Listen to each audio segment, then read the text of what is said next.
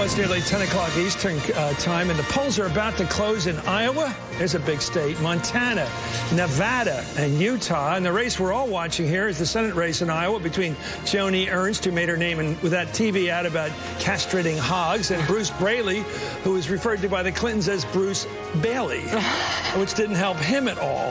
Who also made the mistake of referring to the ranking or the senior senator from the state as some farmer from Iowa who doesn't deserve to be on the Judiciary Committee, which certainly didn't help anybody out there. Which isn't a nice insult anytime, especially if you are running for statewide office in Iowa. In terms of the 10 o'clock poll closings, this is what we've got so far.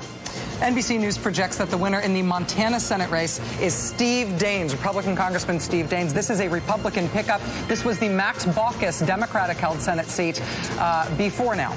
In the Iowa Senate race, the aforementioned Bruce Braley-Joni Ernst race, the NBC projection in this is that it is too early to call. Bruce Braley versus Joni Ernst.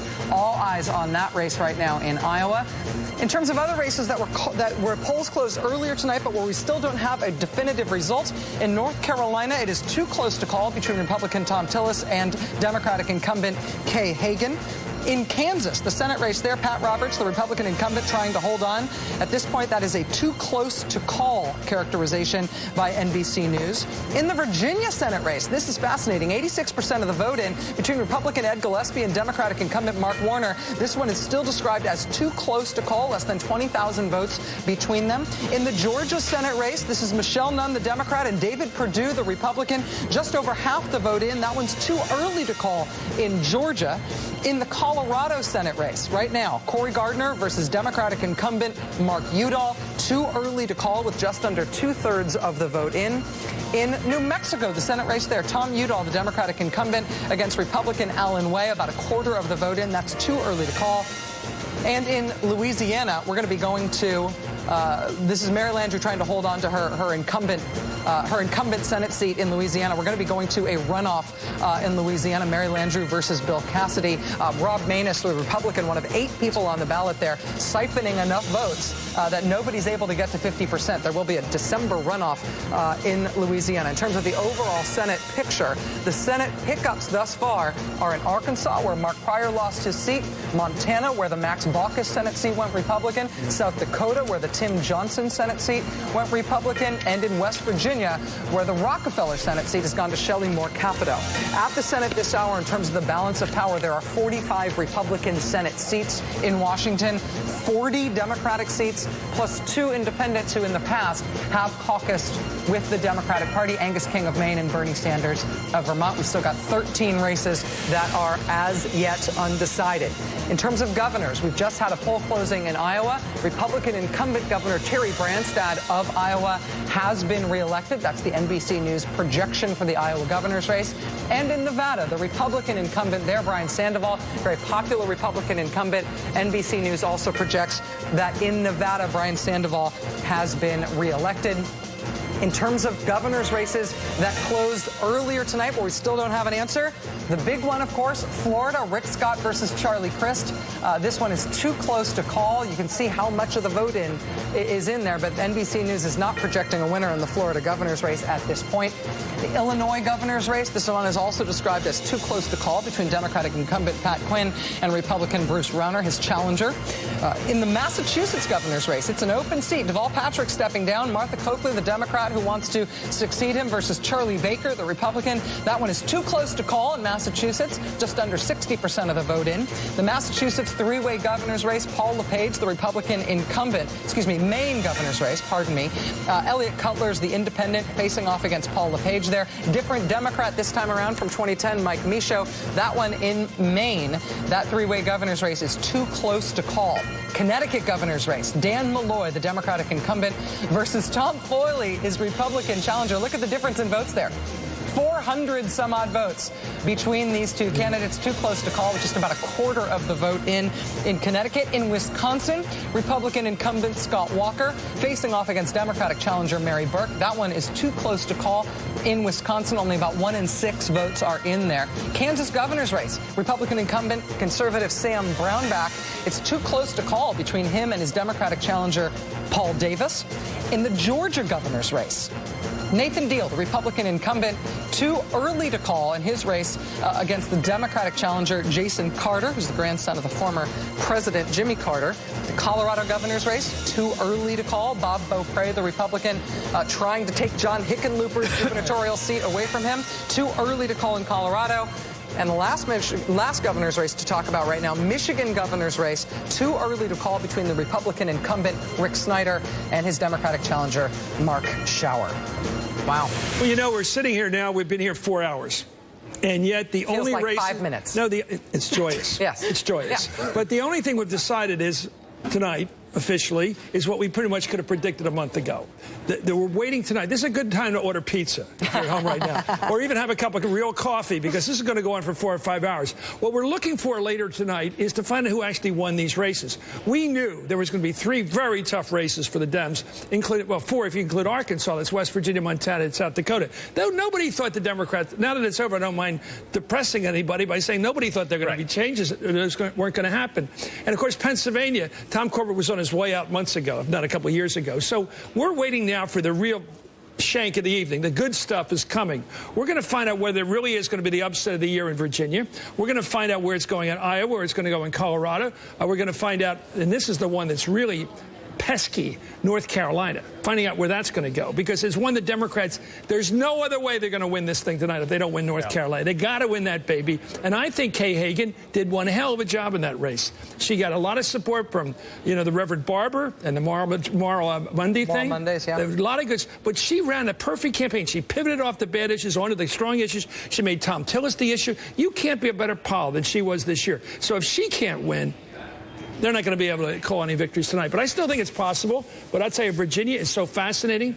No one would have said a few months ago that Mark Warner had anything to worry about. When Ed Gillespie stopped running TV ads not that long ago, I was like, oh, Ed Gillespie is very bright. He's taking down his TV When the ads. National Party left him, this is 3 successive Virginia races now. The McAuliffe race, which came out much closer than anyone anticipated. True. The Cantor primary, which surprised everyone. And now tonight, I mean, right now we're looking, as the returns come in, we're looking at it's possible that Gillespie loses by a narrow margin than Scott Brown in New Hampshire, which was like the marquee race. There's Steve Karnacki. Can you tell us about what we know in the Virginia Senate race? Yeah, this is a crisis situation for Democrats right now. They need, and it comes down, this is a very dramatic election return process playing out now in Virginia. Look at this. Now, he has closed, since I've been standing here, Mark Warner, the Democrat, has closed this to about 7,000 votes. But let's look. This is the story. It has all come down, really, to one county in Virginia. We talked about this earlier in the night. Fairfax County always comes in very late. 1 million people, biggest county in Virginia. It's a Democratic county. Let's look what's going on in Fairfax County. And you can see here, Mark Warner right now leading by close to 40,000 votes, about 70% in. So the issue here for Warner is, can he drive up? Can he get enough votes out of Fairfax for what's left there to overtake Gillespie? And then the other issue would be, if you look back on the map, there are still scattered precincts around the state that haven't reported yet. I'm looking at it. I saw, this is as of about 10 minutes ago, I was looking in Virginia Beach. Virginia Beach, a Republican area. There were still some outstanding votes there, so Gillespie could pick up some there. I couldn't see what the pattern was in the rest of the state, but really this is about Fairfax County. And really to underscore this, we weren't talking a few weeks ago, a few months ago about this being a close race. We weren't talking a few hours ago about this being a close race. Any scenario that we put out there tonight about the Democrats keeping the Senate, any scenario we've been putting out there about the Democrats keeping the Senate, just assumes they're going to keep Virginia. So right now, in Fairfax County, in the next few minutes, Mark Warner must overtake Ed Gillespie and win this race to keep the Democrats going and to have a chance to preserve the Senate. Steve, I'm sorry for being obtuse on this. How much do we have from Fairfax County already? Anything? Yeah, no, it looks like about 70% is in. You can't tell exactly how much is left, but at the current rate, when you have a 7,000 vote lead statewide right now for Gillespie, at the current rate, if Warner gets that same percentage for what's left, he would overtake him. As I said, the only issue then is there are other outstanding precincts in the state. There aren't many of them, but it's not entirely clear what the pattern is there. But right now, basically, he needs to continue getting a big margin out of Fairfax in what's left there. We've seen this before. When Jim Webb beat George Allen in 2006 in Virginia, it's the same thing. It was very late at night. He trailed all night because it takes so long, I don't know why, to get the vote in Fairfax. He caught him at the wire by about 6,000 votes. It looks like that's going to happen. That could happen again again here. But again, this is one of those, this was just not on anybody's radar. If you'd asked anybody coming in tonight, they said Warner's going to win this thing by 15, 20 points. But with the huge population concentration in Fairfax, it could be a long night before we get enough returns from there before we actually know what happened. Yeah, it's something, they come in bunches, too. So. Let's go to Steve Schmidt and Robert Gibbs on this, actually. I think of Ed Gillespie running. I think of Ed Gillespie running in Virginia as like Steve Schmidt running in Nevada, or Robert Gibbs running in your home state. I mean, I feel like Ed Gillespie is a behind-the-scenes guy who nobody ever expected to be a candidate on his own terms. It looked like it was a bad idea when nobody thought he had a prayer. What's happening tonight? Well, he's turned out to be a hell of a candidate, and one of the aspects of this I think it's important to put in context is the Republican Party gave up 6 U.S. Senate seats with deeply flawed candidates over the last 2 election cycles. And when you look at the map in the way that it's playing out tonight in the state of Virginia, it's certainly going to be the case that if Ed Gillespie falls slightly short in this race, it will be because in the most expensive political midterm in American history, his race was not properly funded. And it's just extraordinary. It's a lack of imagination, a huge strategic mistake by the Republicans. And as we move now in this terrain into the purple states, we have the predictable results out of the red states. But we have seen the first defeat by a Republican in a purple state in New Hampshire. We'll see how it plays out now in Colorado, in North Carolina. But a must-win state for Republicans in a presidential election is Virginia. And as Chris pointed out just a bit ago, Cuccinelli left on the field undefended in a close loss to McAuliffe, and now Ed Gillespie. Yeah. Pretty big mistake if he goes down. And historically, the most Republican southern state was Virginia. Right, when North Carolina and Georgia were going for Carter, Virginia was not. What's really stunning, as you said, 51% was what Barack Obama got in just 2 years ago. Mark Warner, though, was elected 6 years ago with 65% of the vote. I said this earlier. He walked out of the governor's mansion with a 75 to 80% approval rating. And, you know, what Ed Gillespie and others have done in this race is take somebody who had a profile of winning votes in rural southwestern Virginia and a bipartisan image. They've made him into just the average Democrat in Virginia because he's literally going to walk away with probably, if he's lucky, 51% of the vote. Yeah, extraordinary. In terms of the Virginia Senate race, too, I'm just thinking about what makes for a surprise. Part of what makes for a surprise is polling. We've seen... Go ahead, Robert. Well, I would just say this. I saw some people close to the Warner campaign over the weekend, and, you know, they said it was going to be... They thought about a 6-point race. They actually thought it was going to be closer. I think this was one of those races that nobody really pulled in and nobody ever really saw, and I think I would absolutely reiterate what you said, Stephen, that is somebody forgot, because you can, you know, to paraphrase Sarah Palin, you can see Virginia from the RNC headquarters, and somebody forgot to take the temperature in a big swing state in a race they may have won. How they do that twice in a row? How they do it in 2 6? It's sitting right there. But how did they screw up the gubernatorial? It's not like Virginia wasn't polled, though. I mean, there were 4 polls in October in Virginia. They showed Mark Warner up by 10, Mark Warner up by 10, Mark Warner up by 12, Mark Warner up by 7.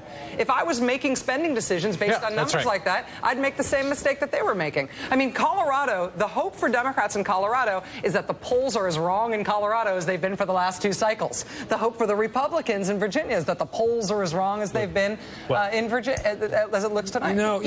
One thing here, there were some early signs, not necessarily in polling, but in the way Mark Warner was conducting himself. He was one of the first people to come out really strongly to criticize the president on how he handled Ebola, which was something that some other Democrats weren't even willing to do. And, you know, the smart Republicans I'm talking to at this point in the night say that they're expecting, for what it's worth, the Virginia race to go to a recount.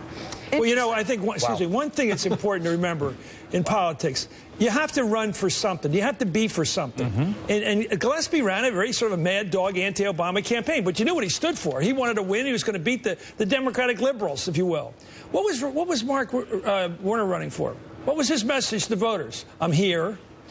I'm rich. No, he didn't. I watched the ad campaign. It was on the TV all the time in Washington. I didn't get a sense of why Mark Warner was important to the country. Mark Warner has always run as, I'm a technocrat, you can trust me. Technocrat. I have lots of different kinds of skills. I have no recognizable ideology. That's right. He's always been that. It's been successful. It's been successful. But this time that was the issue. Yeah. The issue was ideology. I want to go now back to Kansas. Lawrence O'Donnell is at Greg Orman headquarters in Overland Park in Kansas. And just to remind you what's going on in Kansas right now, that is a Senate race where it is too close to call. There's about 39% of the expected vote in. At this point, it's too close to call, according to NBC News. At Orman headquarters there, Lawrence, how are they feeling about things so far and where they're watching the vote come in from? They're very encouraged here tonight, Rachel, at Orman headquarters. Republicans are supposed to win Senate races in this state. They have for 80 years. In the general election, no one has a chance against a Republican. But Greg Orman coming in here as a Democrat, coming in here as an independent, with the Democrats vacating the ballot, clearing the way for him to try to get in here and take this seat away from Republican, is running neck and neck. This is completely unpredictable, even at this stage. And there are so many layers of drama in this election here tonight. One of them is a very personal drama that took place within the Republican Party. It started 2 years ago when Bob Dole, for the first and only time since he left the Senate, went to the Senate floor to ask for votes on what was basically a UN treaty that would make basically the American Disabilities Act international. He needed Republican votes for that. He was betrayed by Republicans on the floor, including Republican Senator Pat Roberts from Kansas, who voted against Bob Dole on the Senate floor. One of the big dramas that occurred here was what is Bob Dole going to do in this campaign?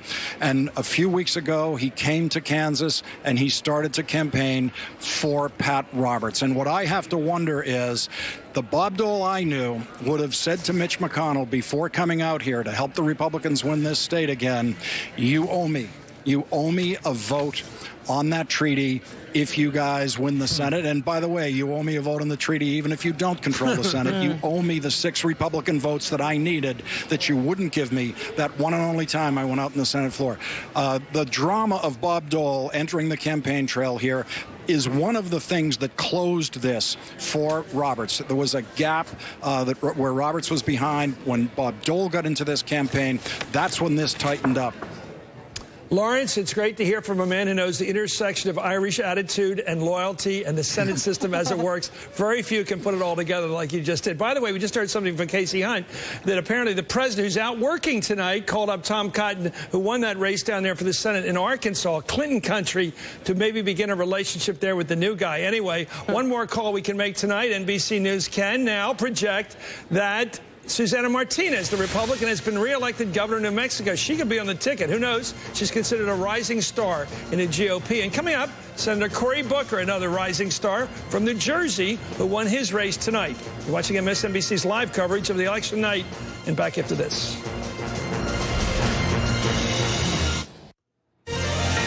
NBC News has just been able to project the winner in the Colorado Senate race. Republican Congressman Cory Gardner has unseated Democratic incumbent Senator Mark Udall in the state of Colorado. This has been too early to call for most of the night, but Cory Gardner will take Mark Udall's Senate seat. That is a hugely important strategic victory for the Republicans in their effort to take over control of the Senate overall. The Republicans now have 5 pickups. They need 6 overall to take control of the United States Senate.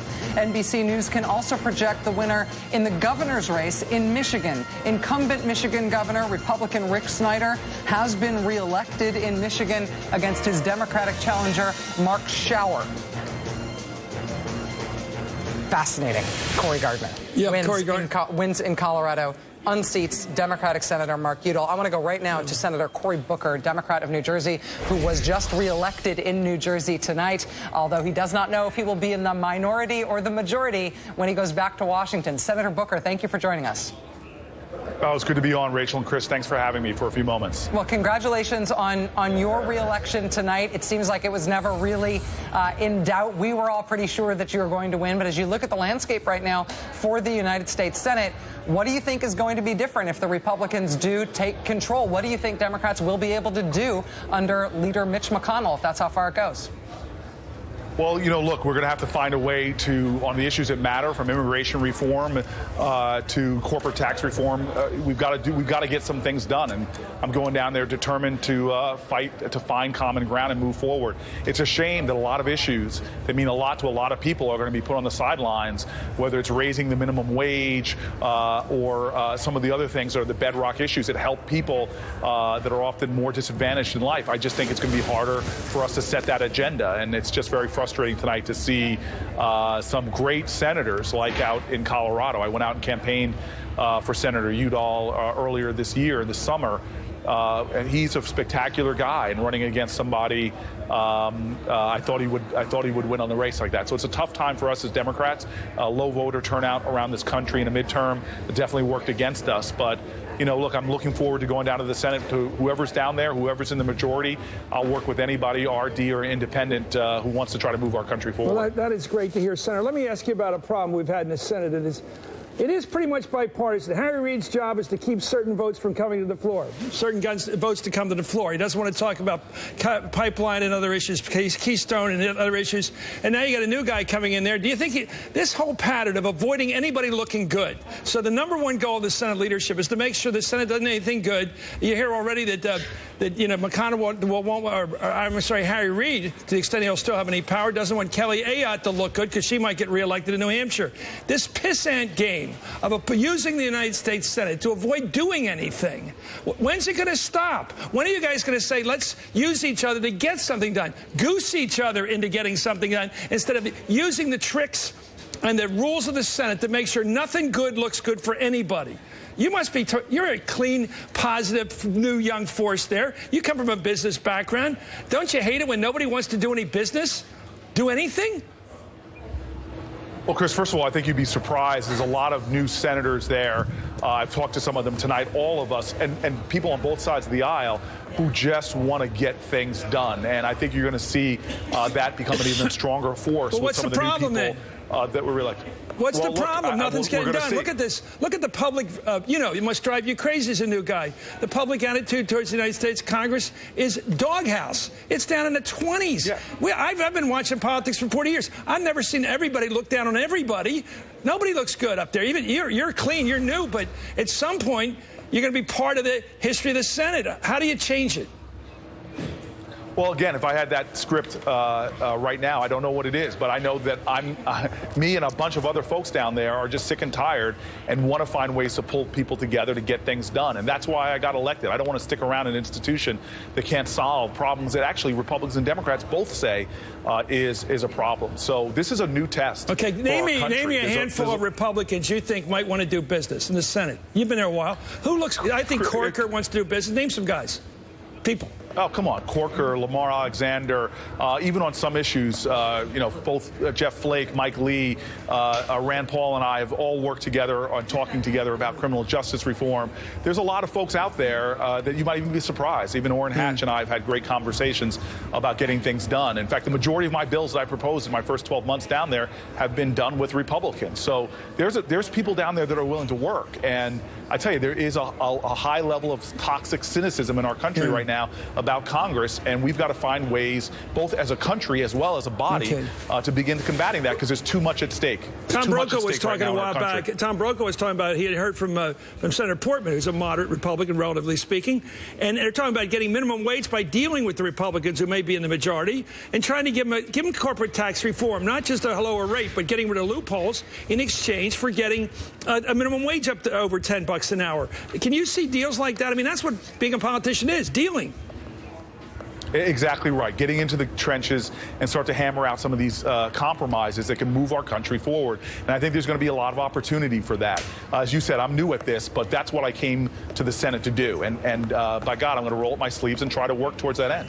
Okay, it's great having. It's an honor to have you on. Congratulations, sir, for winning the Senate seat again from New Jersey. A great Thank you very much. Anyway, thank you so much. We're all here. Casey Hunt.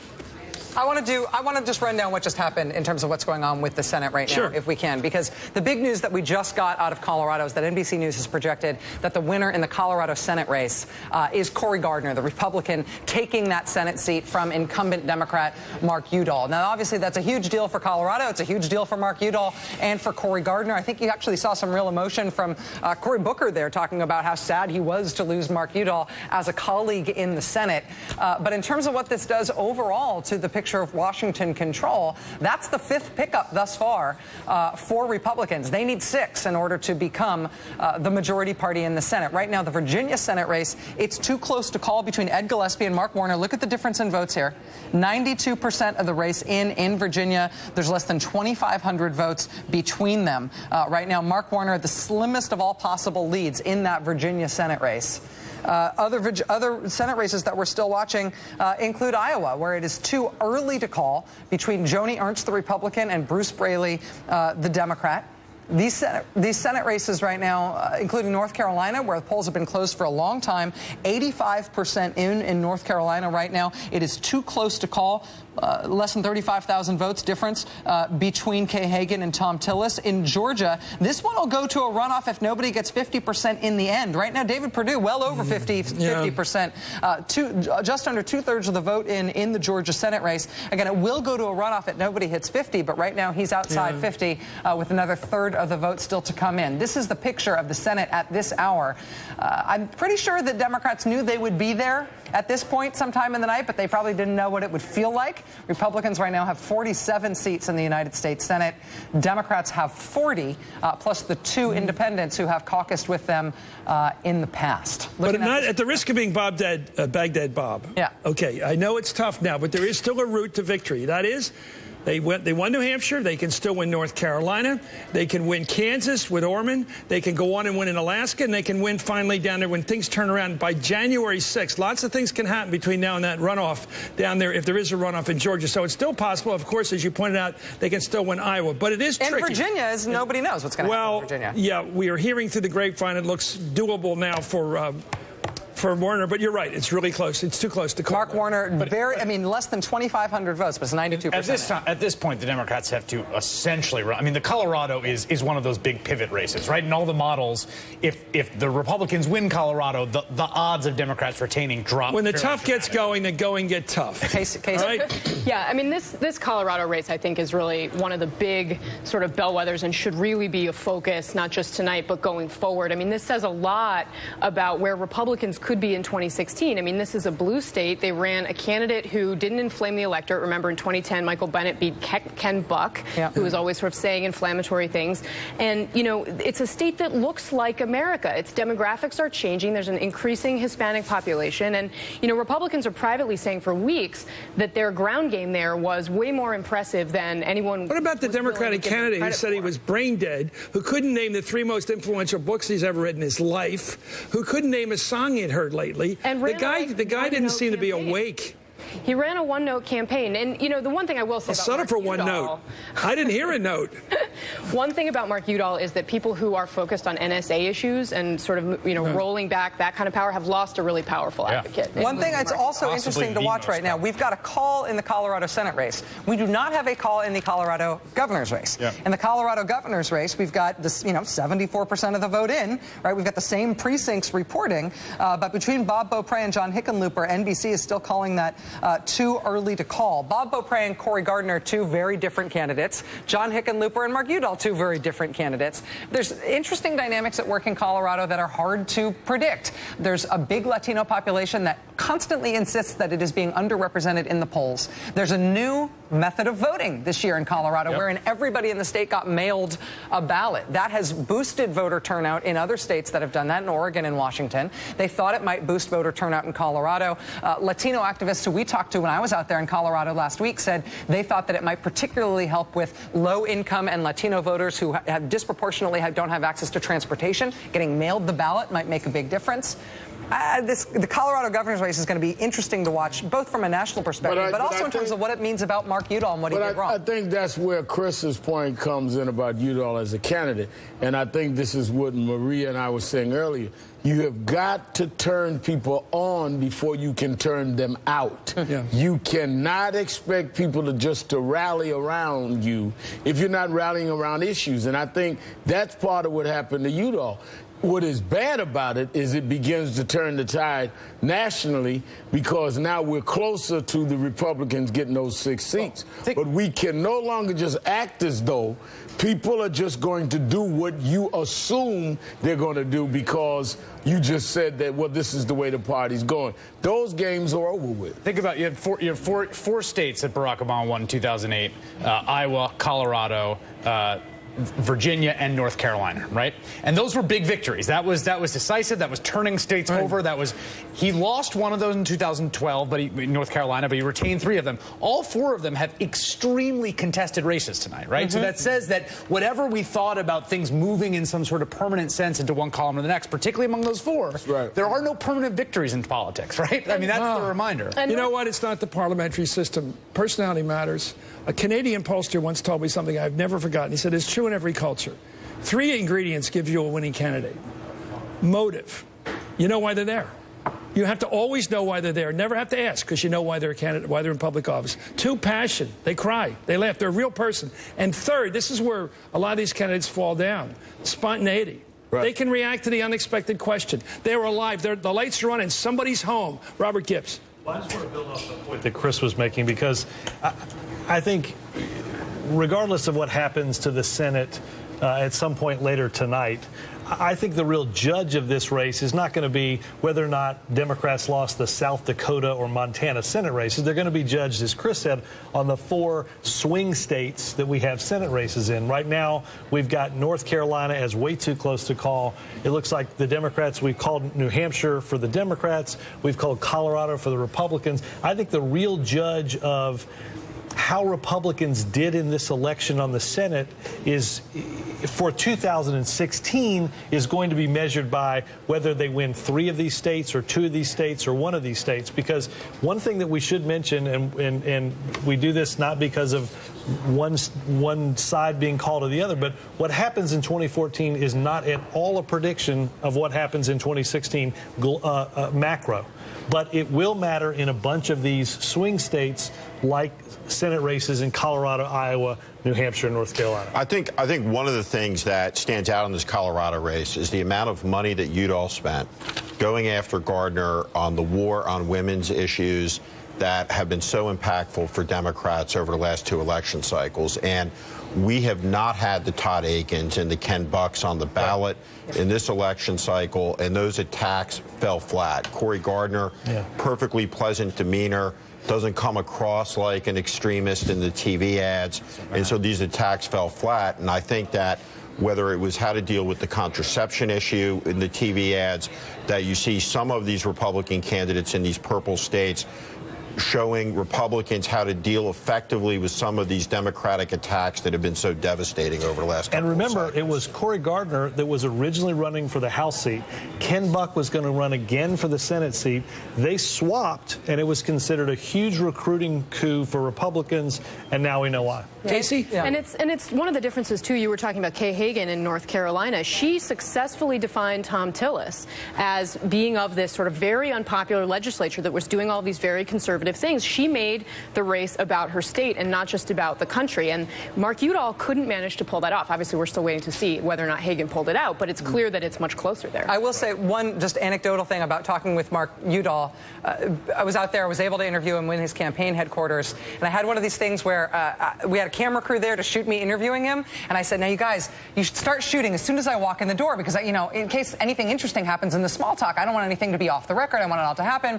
Something went wrong, and so that couldn't happen. And so I ended up making small talk with him and watching him make small talk with people for about 5 or 10 minutes before we went formally on the record and start the interview. The most likable, dad-like, outdoorsy, friendly, self-deprecating, funny, slouchy, kind of interesting guy in the world. And then cameras came on, and it was, oh, and, boy. It was like, what is that? It became very serious. And one of the things I asked him about is I said, you seem sort of robotic. And you're not giving off a lot of humanity. That's one of the things people are criticizing you for. Cory Gardner looks like a Muppet that's stuck in On. Cory Gardner is always giving that big open mouth smile. I love everything. everything's so great. And even in answering that, so serious, so wooden. This is the truth about human beings, is that when they get scared, they get risk averse.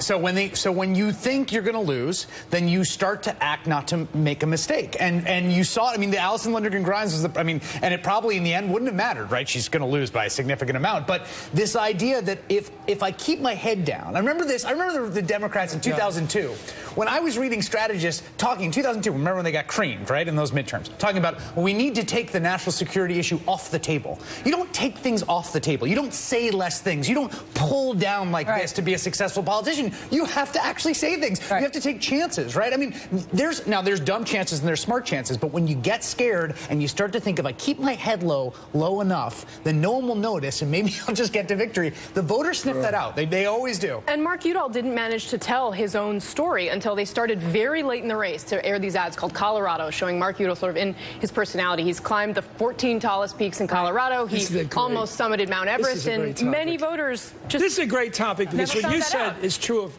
to some extent, Secretary Clinton. To some extent. She could be effusive in public, but in personal, she's totally like that. Totally gracious and fun and kidding around. And I was thinking a lot of great show business people, you know these guys, just the opposite. Exactly. Johnny Carson, totally introverted in person. Mark Russell, a very quiet guy, but on the stage, he's a great show. Isn't it interesting that's a flip? Yeah. It's fascinating. But don't get away from your original point, Chris, of why you are running. Yeah, that's motive. When you're dealing with, as you opened 4 hours ago, when you're dealing with all of the crises that we're seeing in the world, people don't want to have to figure out what you represent. You've got to be very clear that I'm about this. I think that Hayes is right, that there's no permanent parties, but there are permanent interests. And people want you to address their permanent interests. Be like you. A little bit. We've got a change in one characterization of a really important race, so I want to actually get to this really quickly. We continue to wait to see whether Republicans get the 6 seats they need to take control of the Senate. But look at this in the Georgia Senate race. Again, this is a race where you got to get 50% to avoid a runoff. At this point, the NBC characterization of this race is that it is still too early to call, but as you see there, David Perdue leads in this race. If David Perdue stays above that 50% threshold, there will not be a runoff in the state of Georgia. You're watching MSNBC's live election coverage. We'll be right back. Hell of a third-party candidate.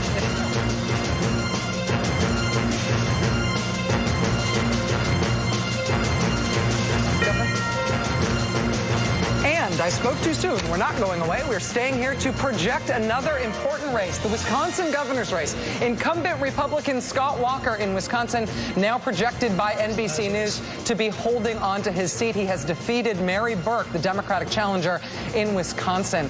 For comment immediately on that Wisconsin governor's race, let's go to our friend Ed Schultz, who's actually down in Florida, Charlie Crist campaign headquarters. Ed, I got to get your response to Scott Walker being named the winner in Wisconsin tonight.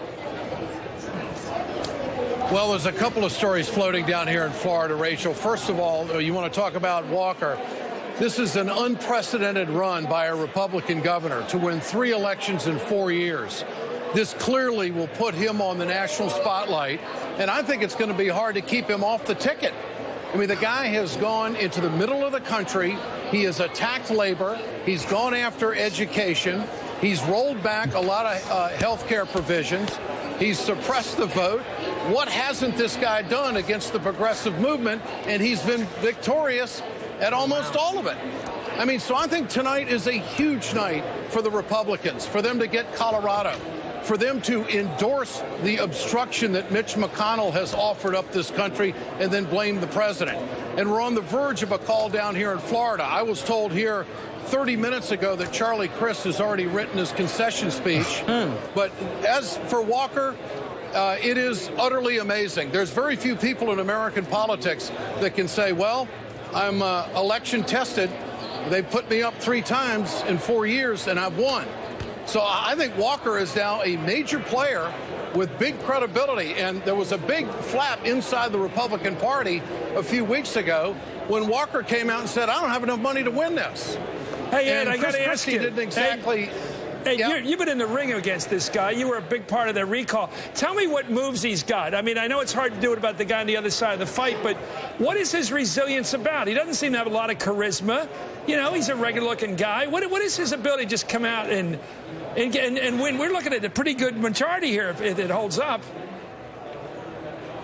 Well, this is really interesting because I was told earlier today that the election commissioner in Wisconsin had to call in more workers, up to 50 people, because they didn't have enough people to process the lines in heavy Democratic turnout areas. There's a couple of pockets of Wisconsin that the Democrats have not been able to penetrate. It's called Fox Valley. It's a 16-county area around Green Bay. Labor went up there. I believe Joe Biden went up there. I mean, the Democrats threw a lot at that, and they thought that having Mary Burke was going to be able to peel off a lot of women voters. Apparently that didn't happen. Yeah. Now, in the recall and also in the first time Walker won, he was able to get a strong independent showing in that 16-county area. And that has really been the collar around the neck of the Democrats, unable to move that. You know, strong turnout in Dane County, still not good enough. Strong county and turnout in Milwaukee, not good enough. President Obama went into Milwaukee, and I was told today by two sources that they felt the president did everything he could do. He went to the base. This was a base election. It just apparently didn't get out enough people. So Walker is now a major player for the Republican Party. He has a resume that I think, number one, is going to be endorsed by the Koch brothers and all of these money groups that are doing what they're doing in American politics. He's going after workers. He's given tax breaks to the people at the top, and it's working. And it's working in Michigan. This has not been a good night for the Democrats. Now, I want to tell you, down here in Florida, what I'm hearing is that Broward County has overperformed for the Democrats. But Dade County and Palm County, Palm Beach County, they have underperformed, and they're very nervous here. In fact, I was told about a half an hour ago that Charlie Crist has got his concession speech ready to go. It's going to be probably in the neighborhood of 30,000 votes. That's my guess on this tonight, as the way I see it unfold. Now, the law in Florida is this. If it's a 0.5%, then it is going to be an automatic machine recount. If it is a 0.25%, it's an automatic hand recount. And I think all of us know what that can look like as we can go back to the year 2000. But this is rather an amazing thing. Rick Scott, who said he was not going to spend any of his own money in this race, ended up in the last 10 days putting $20 million into it. The Trial Lawyers Association, both here in Florida and nationally, did everything they could to help Charlie Crist down the stretch because they didn't think they were on TV in Miami enough the last couple of weeks. That, of course, was addressed in late conference calls, but apparently it doesn't look like it's going to be enough. Now, also, I was told, if we want to talk about Iowa for just a moment, I got a couple phone calls from Iowa. I'm told that in Jasper County, the county auditor is saying that this is the highest turnout they've ever experienced in Iowa, in Jasper County, in any midterm. And so where Bruce Braley has to show up, it sounds like he has shown up. But, of course, I didn't get too much air of confidence on that phone call, both phone calls, actually, talking about Joni Ernst. Now, look at this race. Joni Ernst, if there's anybody who has gone against the Environmental Protection Agency, get rid of the Department of Education, let's get rid of the IRS. She's even said no to a farm bill. She's even said no to wind tax credits. I find it an amazing night for the Republicans, both in the Senate so far, whether the Democrats hang on to the majority or not, and also the way the governorships are playing out right now. It is the Democrats are in the corner trying to hang on, as I see it. Ed Schultz in Florida, Charlie Crist headquarters. The Florida governor's race too close to call right now, as Ed was saying. Just got a word. 97%. Casey just got the word that Scott Brown has refused to concede. He's hoping for a switch. It's 50-50 right now, very close. Yeah, just a quick note. I mean, they still think that there are some towns out that might help them. So we'll see. Okay, the New Hampshire Senate race again. That has been, Gene Shaheen has been projected the winner in that New Hampshire Senate race, the Democratic incumbent. But Scott Brown refusing to concede. We do have one other call that I want to make right now. This is a race. It's important, particularly because New England was looking like such an unsettled piece of territory for the Democrats tonight. But Gina Raimondo, the Democrat, is the projected winner in the Rhode Island governor's race. She will be the first ever female governor of Rhode Island, defeating Ellen Fung, who's the Republican mayor of Cranston. And I believe she's Hispanic, too, a Latina. Interesting. Anyway, let's bring in right now Bob Casey. He's a Democrat, of course, of Pennsylvania. Senator Casey, thanks for joining us tonight. You know, it's interesting. Ed Schultz was very concerned about, and I guess a lot of people are, about this surprisingly conservative switch in the country. You see a lot of races, even Virginia close now. The Republicans are having a very good night, having won 5 new seats in the United States Senate. They're not there yet, but what do you make of it? Well, Chris, I think here in Pennsylvania, the narrative went the other way. We had a very strong win for Tom Wolf. He may get the last count with about 80% of the vote, and he was at 56%. Chris, you remember the early 60s. Bill Scranton got about 55% of the vote that year. To get your first time running in Pennsylvania, 56% is a tremendous mandate and a significant win, not only as a first-time candidate, but to break that streak where an incumbent wins. So his emphasis on education, on expanding the middle class, fighting for jobs, very strong message, not only as a Democrat, but I think as someone who can now take over the governorship in our state. And you know how competitive this state is, Chris. What do you think the Tom Corbett problem was? Was it personality? Was it the education cuts? Was it the handling of the Penn State affair as Attorney General, which made nobody happy on either side? I mean, was it the voter suppression that turned out the African-American community, perhaps in Philly? What do you think it was that brought him down so badly? Chris, I think it was a combination of a lot of things, but I have never seen or rarely seen in a governor's race a single public policy issue be so dominant. But in this case, public education. It was a real fundamental choice to stay on the course, which was not providing the investment or putting Pennsylvania on a different footing when it comes to investing in our kids so they can learn more now and earn more later. Tom Wolf made that case. He was an authentic candidate. He didn't sound and act like a politician, didn't talk like a politician. So I think his background as a business person and his authenticity, but principally his focus on education, was really the difference. Hey, it's great to have you on. Senator Bob Casey of Pennsylvania, Democrat. Thanks for coming in. Anyway, we're going to much more tonight. We've got a lot of opportunities right now. We're going to go right now for a report from Scott Brown headquarters. Coming back at that, you're watching MSNBC's live coverage of election night here.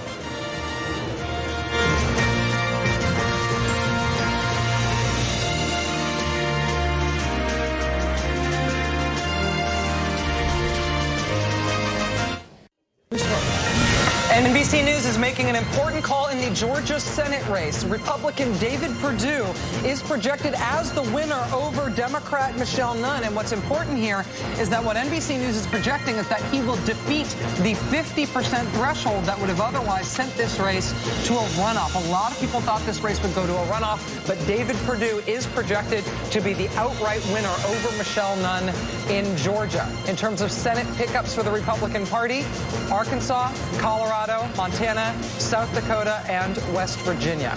We also need to go now to New Hampshire. Alex Wagner is at Scott Brown headquarters in Manchester, New Hampshire. Now, NBC News has projected that the winner of the New Hampshire Senate race will be the incumbent Democrat Jeanne Shaheen, but there's noise on the ground in New Hampshire. Alex, what's going on up there in Manchester at Scott Brown headquarters? There's a lot of noise, Rachel, despite the fact that there are news broadcasts being shown in headquarters saying that Jeanne Shaheen is the projected winner. The crowd is not accepting those results, and the chair of the New Hampshire Republican Party just came out a few moments ago and said this thing is running 50-50. We are not giving up until every vote is counted. They seem confident that when more votes come in from smaller towns across the state, that those margins will change. She said this to rousing cheers of "Go Scott, go." This team is not giving up or waving the white flag in any way this evening. Alex, in terms of how this is viewed, obviously we are working from the NBC News projection here, which is that Jeanne Shaheen has won. Are they making a case based on which precincts haven't come in and how those precincts have performed in previous elections, like in the Obama election, for example? They were not, unfortunately, they did not have their own Steve Kornacki with the precinct map, but this seems to be just purely, what she referenced was actually another cable news network, not Fox, that has called this at 50-50. That, I mean, despite many other outlets, all the networks, all the print outlets, you know, Fox News calling this for Jeanne Shaheen, this seems to be a sort of willful momentum declaration more than it may perhaps be based in electoral realities. Got it. I've been there. Anyway, thank you, Alex Wagner at Scott Brown headquarters. Sometimes you just sort of use the body English. Maybe we can make it happen. Up next, polls will be closed in California. We're going to find out whether Jerry Brown will win, catch this, his 4th term as governor. We continue to watch to see whether the Republicans can win the decisive 6 net votes to take over the Senate. It's getting pretty close. In fact, I may have an announcement to make about that. And this is MSNBC's live coverage of election night. Back into this.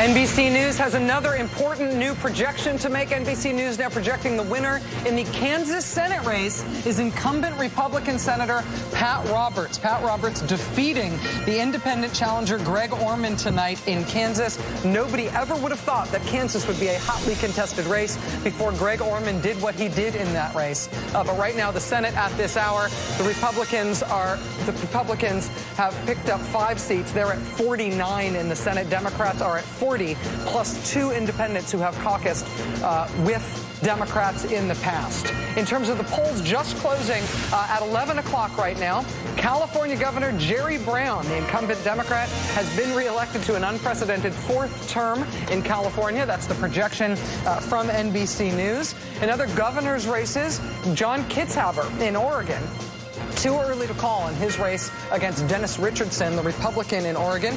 In Idaho, the governor's race there, also too early to call. Republican incumbent Butch Otter, the man with the best name in politics, right now too early to call against his Democratic challenger. And in Hawaii, the governor's race there, also too early to call. Democrat David Ige against Duke Aona, the Republican for that Hawaii governor's race after David Ige ousted the former governor Abercrombie in the Democratic primary. Moving on to Senate races right now, the projected winner in the Hawaii Senate race is incumbent Democrat Brian Schatz. In the Oregon Senate race, we've also got a projected Democratic winner. Jeff Merkley, the incumbent Democratic senator, has held on to his seat in Oregon. And in the Idaho Senate race, NBC News projects that the winner is Republican incumbent Jim Risch. Now, in terms of overall control of the Senate, looking at other races right now that have not yet been called, Virginia Senate race, 93% of the vote in. Too close to call between incumbent Mark Warner and his Republican challenger Ed Gillespie. North Carolina Senate, it's 95% in, and too close to call between Tom Tillis, the Republican, and the Democratic incumbent Kay Hagan. In the Iowa Senate race, this one is not too close to call, but rather too early to call between Democrat Bruce Braley and Republican Joni Ernst. And in, interesting, New Mexico, 43% of the vote in New Mexico. This one's not being characterized as too close, but rather too early to call. Tom Udall, the Democratic incumbent there. The Georgia Senate race, the projected winner is David Perdue. NBC projecting that this will not go to a runoff. Michelle Nunn in Georgia is conceding that race, I should tell you. Senate pickups right now, Arkansas, Colorado, Montana, South Dakota, and Virginia. Republican pickups in the Senate. This is Michelle Nunn in Georgia. So I am very proud to have stood side by side in this campaign with thousands of Georgians who've worked so hard. Your hands, I know some of y'all's hands may be blistered from putting in all those yard signs. And your voices may be hoarse from doing all that shouting and talking and telling people how important this race is. And I know that there's a lot of tired feet tonight because y'all have been walking a lot of neighborhoods. And you could not have worked harder. You know, we have exceeded every expectation of what was possible in this race. I just want to remind y'all that just about 15 months ago, all of the political pundits said that Georgia was not in play, and we put Georgia in play.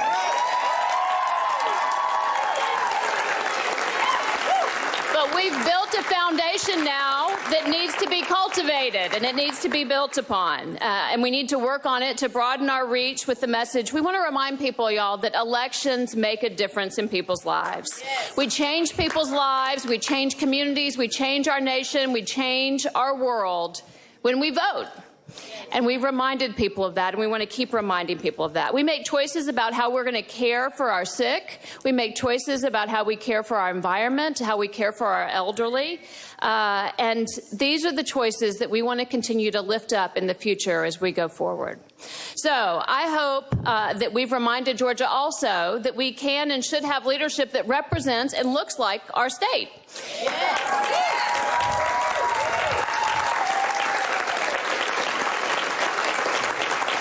You know, during the course of the campaign, I met with a wonderful group of Pakistani and Indian doctors in Warner Robins, and they told me it was the first time that anybody had reached out to them to engage them in this process. And when I left, they said, "You've given us hope and you've given us inspiration." You all did that.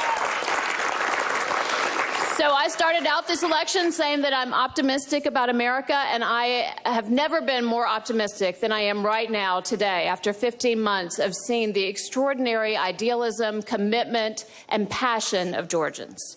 And I was reminded time and time again of our Georgia State motto. Y'all have heard me say it, right? But I have seen it embodied in our Georgia citizenry: wisdom and justice and moderation.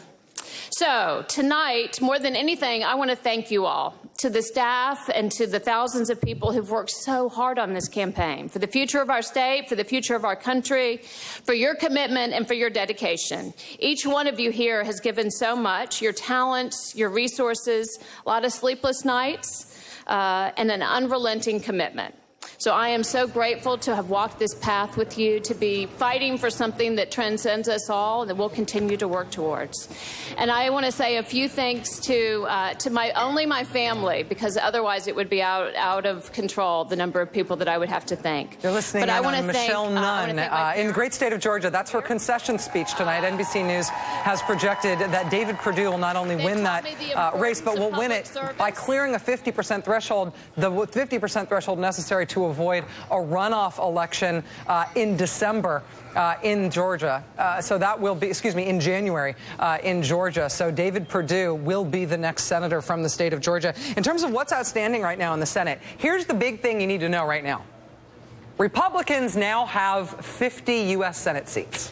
If Republicans stay at 50 U.S. Senate seats, the Democrats control the Senate because they've got a guy named Joe Biden who will be the tie-breaking vote. But there are outstanding races yet to come. Virginia, North Carolina, Iowa, interestingly, New Mexico are all outstanding. And in Alaska, the polls are still open. For understanding what's going on in some of these races where we're still waiting on a result and therefore the control of the United States Senate, we turn to our numbers guru, Steve Kornacki. Steve, what's going on right now? Yeah, I mean, you just set it up really nicely, Rachel. So right there, these are the states that are outstanding. You mentioned New Mexico. You can't see it there, but basically the Republicans are one away. Any one of these, now we've already called Louisiana going to a runoff, so any of these other 4 states up here, if they move to the Republican column, Republicans win the Senate. It could be Louisiana in a runoff. It could be tonight in one of these states. Democrats, you know, they need the full house here, basically. They need everything to move over into their column. Now, we can look a little bit closer at what's going on. First of all, in Virginia, I can just tell you, we were talking earlier about Fairfax County being critical, about Warner needing to make up the difference there and get into the lead. All of Fairfax County came in, and it was enough to put Mark Warner ahead by about 2,500 votes in Virginia. What was left? There were some precincts in Virginia Beach. That's a Republican area. It did not look like there were enough precincts there to lift Gillespie back to where Warner is, and there were a few other scattered precincts around the state. So that's the best opportunity right now for Democrats. I do want to take you look closely, though, at North Carolina. As you showed a minute ago, a lot of the vote in North Carolina, and we can tell you right now, let's try to put it up. We can tell you right now when you look at this that Kay Hagan is in a world of trouble. She's about 50,000 votes behind right now. If you look closely at what's going on here, you can see Wake County. This was key to Kay Hagan's hopes night. This is Raleigh. This is the state capital. This is densely populated. She won this thing by 13 points over Tom Tillis. I think the expectation of Democrats was they were going to get a bigger spread than this out of Wake County. We can show you what's left. the hope that Democrats have right now to come back in North Carolina, you look Mecklenburg County. There are still outstanding votes. This is Charlotte. Can they get some votes out of Charlotte? The other thing we can look here, and this is where the city of Greensboro is. Guilford, outstanding vote here, too. This is a Democratic area. I don't know if she can get 50,000 back. There's still some other stuff out besides this, but that's what she's got to do. And one other thing I want to update you on. We're talking about Scott Brown apparently refusing to concede the race in New Hampshire. I can tell you this. Here are the 5 biggest cities or towns that are still yet to report in New Hampshire. I'm going to give you the names, and I'm going to give you the percent of the vote that Barack Obama won in them in 2012. Dover, 60% for Obama. Claremont, 60% for Obama. Franklin, 58% for Obama. Rochester, 52% for Obama. Keene, 70% for Obama. Those are the biggest places in New Hampshire yet to report. Shaheen is holding on to a lead right now, and those are some very Democratic areas that have yet to come in. Scott Brown, again, wanting and wishing and hoping, but yeah. Well, that may be the one Democratic victory tonight in all the contested races. Anyway, let's go right now. We got a big announcement to make right now.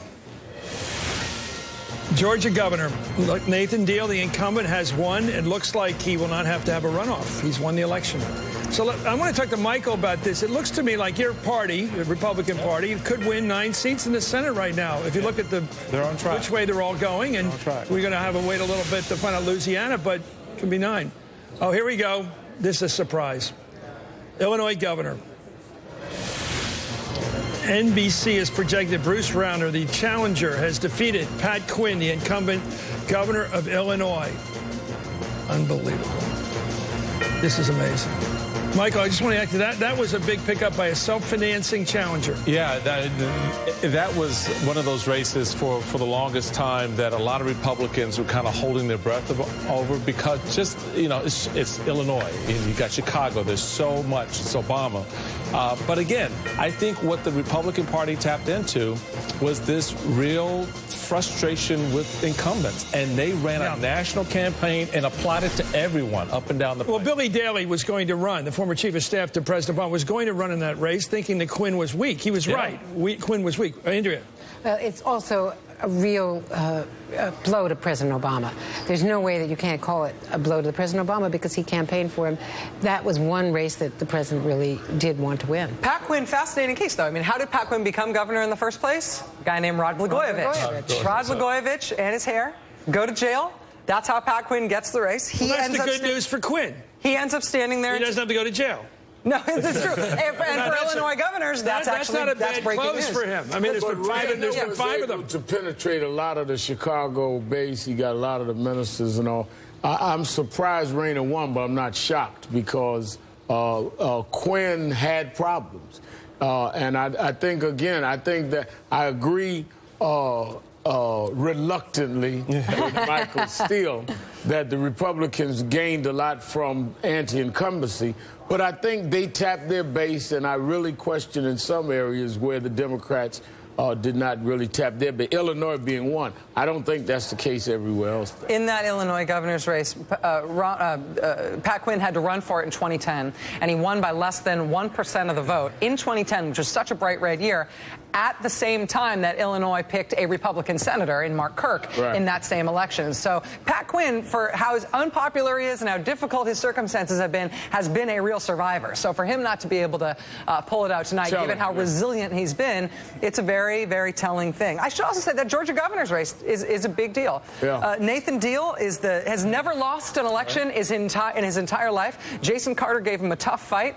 Nathan Deal's got some ethics trouble. He brought the state of Georgia to a standstill in a snowstorm earlier this year, last winter, that in a way that people thought might really hurt him. But he's cleared that 50% threshold. I followed the apostle of hope here tonight, but the sea seems to have gotten away from me. the Southwest Passage or whatever it was going through Georgia doesn't look open anymore. Steve Schmidt and Robert Gibbs, did you want to jump in here? Sure. Look, I think one of the dramas unfolding here tonight, I think there was no expectation that Tom Corbett was going to win the election. He was for sure a goner. This is turning out to be a very big night, I think, for Chris Christie. Raised over $100 million for the RGA. Rick Scott is looking like he's going to make it through. You look at the Scott Walker race, a decisive victory for him. Clearly one of the top-tier Republican presidential candidates coming out of this race, very strengthened. And so it looks like the Republican governors are performing at very much the same level that you're seeing in the United States Senate right now. Well, and what's surprising in some of these races is how quickly they're being called, right? In Michigan and Wisconsin, I think we thought we might go a little bit later into the night. They might be more competitive. Carl Levin's successor is going to be a Democrat in the Senate, but the governor's race was called very quickly. In the case of Pat Quinn, he had about a 35% approval rating. As Rachel said, having to clean up the Blagojevich mess and all the budget mess that went with it greatly pushed down his approval rating, and he got killed tonight in the suburbs. So I think you're right, a very big night for Republican governors in big states and in some important states. I will say one of the things, we haven't talked about this race, we won't talk about this race much, but the Wendy Davis race in Texas, she's right now a little bit less than 40%. Bill White got 42.3% against Rick Perry 4 years ago. So Democrats invested a huge amount of money in battleground Texas, in this notion that they could turn Texas purple. And I think tonight the question is whether or not Wendy Davis will get a vote equal to the percentage that Bill White got just 4 years ago in getting crushed by Rick Perry. And I do think the only silver lining that appears for Democrats tonight is this New Hampshire race where Jeanne Shaheen has a 2,000 vote lead. And I think the providence of that victory may very well rest with the Clintons. With Hillary Clinton up campaigning late for Jeanne Shaheen, obviously a popular figure in the state. So a really resounding at this hour, defeat and rebuke, I think, to the president. And I think Republicans, are on the verge of exceeding their wildest expectations for this night. I think we are not going out on a limb to say that it is not the Clintons' last trip to New Hampshire. I think you are right. What is the significance of New Hampshire? I'm just kidding. I was thinking that Al Gore didn't get New Hampshire, which was fascinating. The Clintons always do. And I did point out earlier tonight that in Google searches, under the name of looking up, say, Jeanne Shaheen, one of the prominent names they wanted to look up with that name was Hillary Clinton.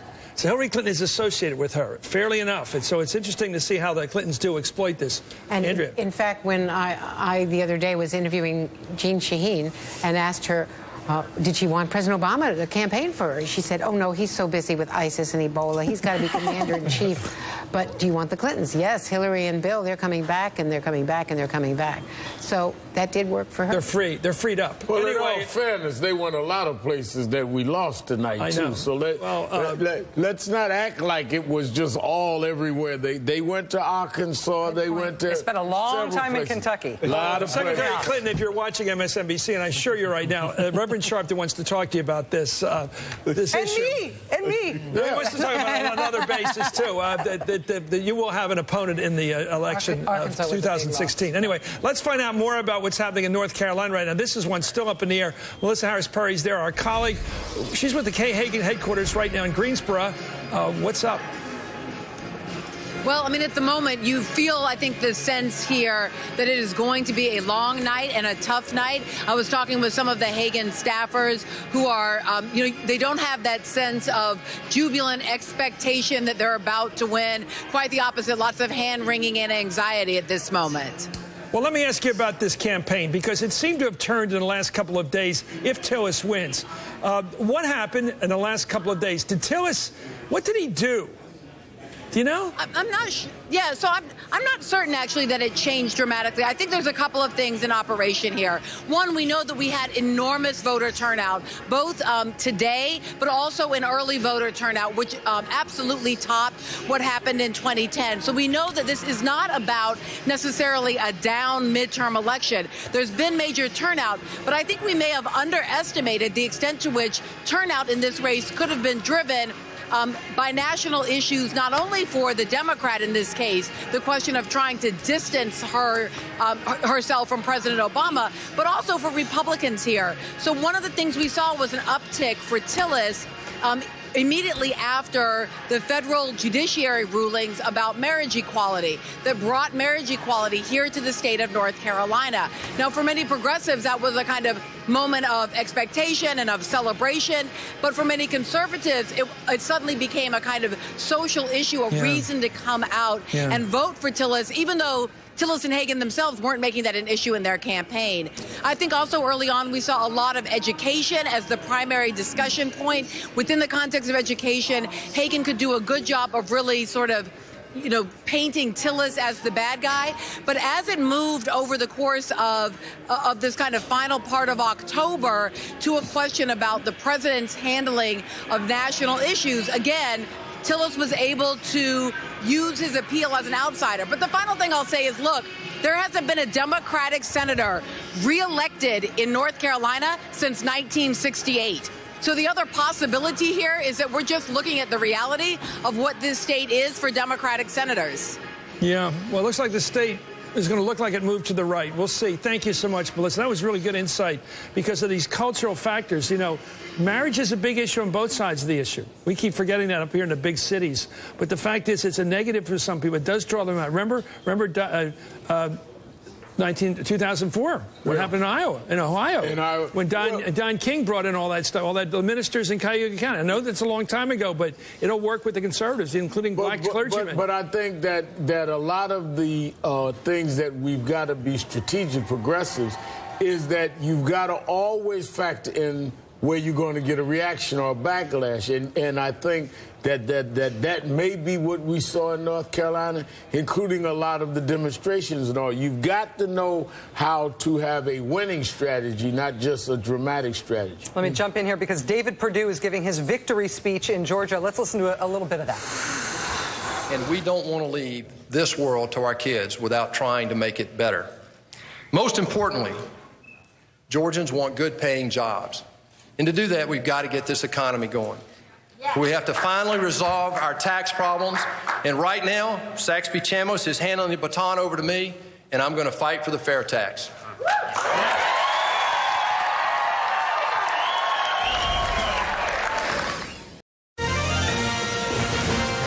So check this out. Governor's races right now. The outstanding governor's races right now are fascinating. This is Florida governor right now, 97% in, too close to call between Rick Scott and Charlie Crist. Rick Scott with a very narrow lead, under 80,000 votes, 97% in. Look at this, Maine, the three-way governor's race there, about 2/3 of the vote in. Paul LePage over Mike Michaud. Too close to call in Maine, 48-44 right now. In Connecticut, fascinating. Tom Foley versus Dan Malloy, the Democratic incumbent, less than 10,000 votes between them, less than half the vote in. Too close to call in Connecticut. In the Kansas governor's race, look at this. Incumbent Republican Sam Brownback, too close to call, but narrowly leading Paul Davis, the Democrat. I'm saying narrowly leading just based on my count of the distance between them. That's 77% of the vote in Kansas. In Maryland, look at this. Blue state Maryland, right now too close to call between the serving Lieutenant Governor Anthony Brown, the Democrat, and the Republican challenger Larry Hogan. That's fascinating. We're going to be talking about that in just a moment. In the Colorado governor's race right now, remember, the Senate race in Colorado has been called for Republican Cory Gardner, but in the governor's race, it is too early to call and very tight between Republican Bob Beaupre and the incumbent Democrat John Hickenlooper.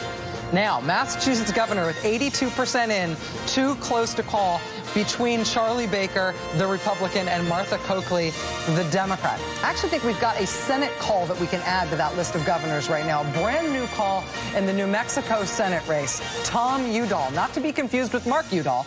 Tom Udall, the incumbent from New Mexico, the Democrat, will be returning to the Senate. NBC News is now projecting that New Mexico Senate seat stays in his hands and in Democratic hands.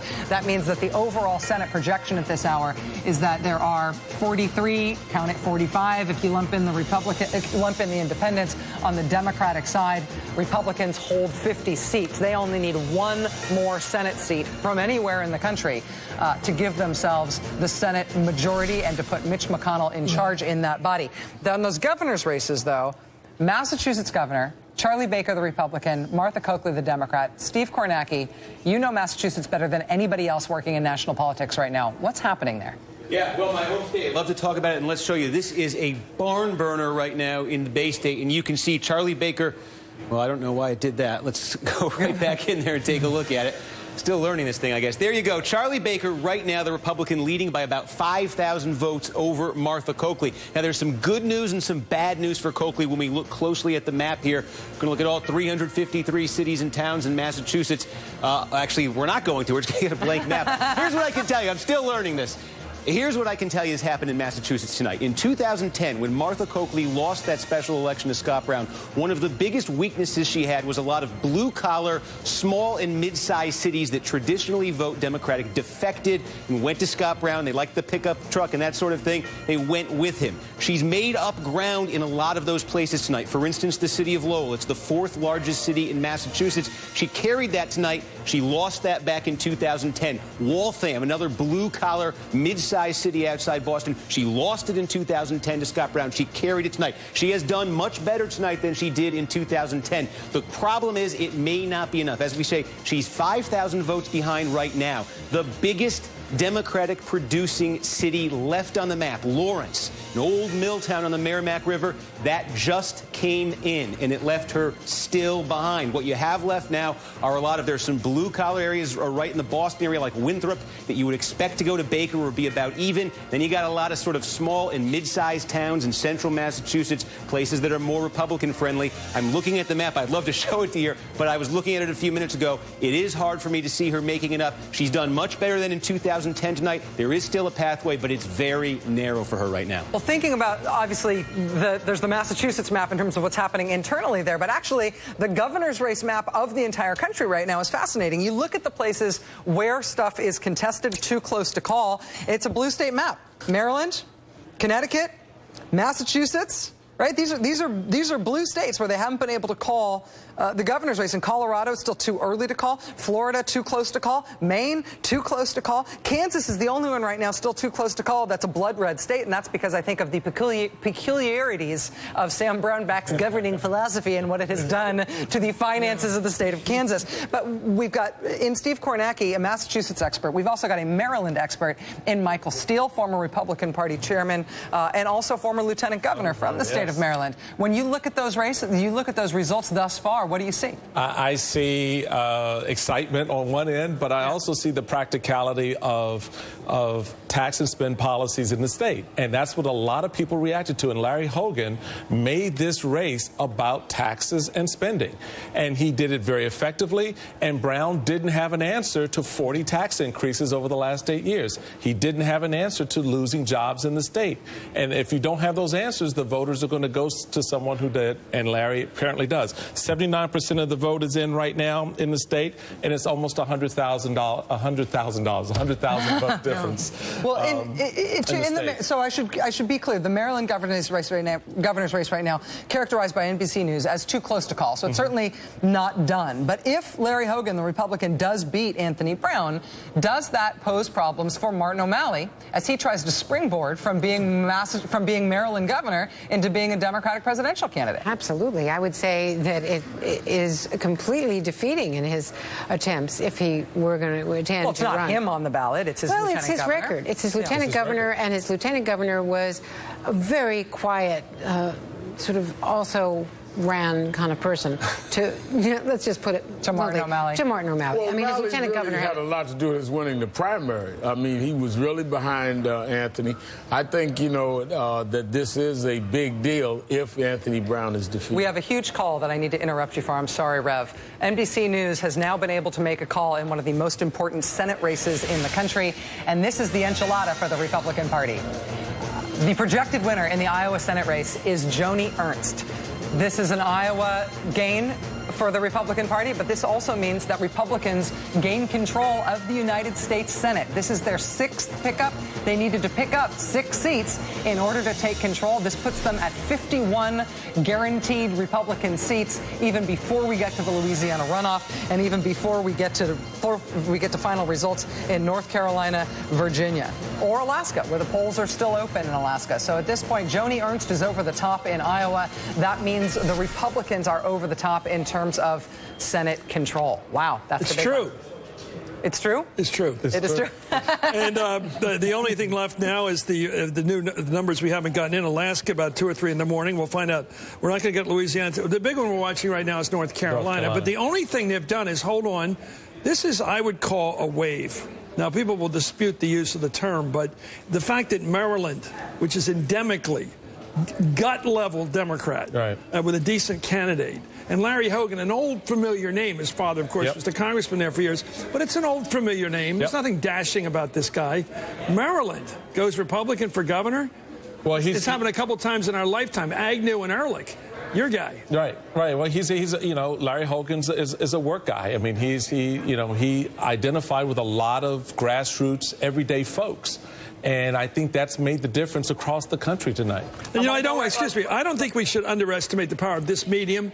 Everybody talks about ground game and all that, and I like that stuff. But I'll tell you, when you sit and watch television a lot, like I do, Larry Hogan had a good appearance on television. He did. We got to go to Iowa right now. Go ahead. Luke Russert, who's at Joni Ernst headquarters in West Des Moines, Iowa. Joni Ernst has just been declared by NBC News the projected winner in that Iowa race. That not only is huge news for her, but for Republican control of the Senate. Luke, do they know it yet there? No, they know it. They were just cheering quite loudly, and they were being quite confident all night, Rachel, as the Governor Terry Branstad won. Our local affiliate called the race for Ernst quite early in the night. They really just cheered loudly when Fox News called it. But what this reflects, Rachel, is what we saw over the last few days, which was the early vote numbers were just not there for Bruce Braley. And for a Democrat, usually to win in Iowa, they run up the score in the early vote, hold the line on Election Day when Republicans usually outperform them.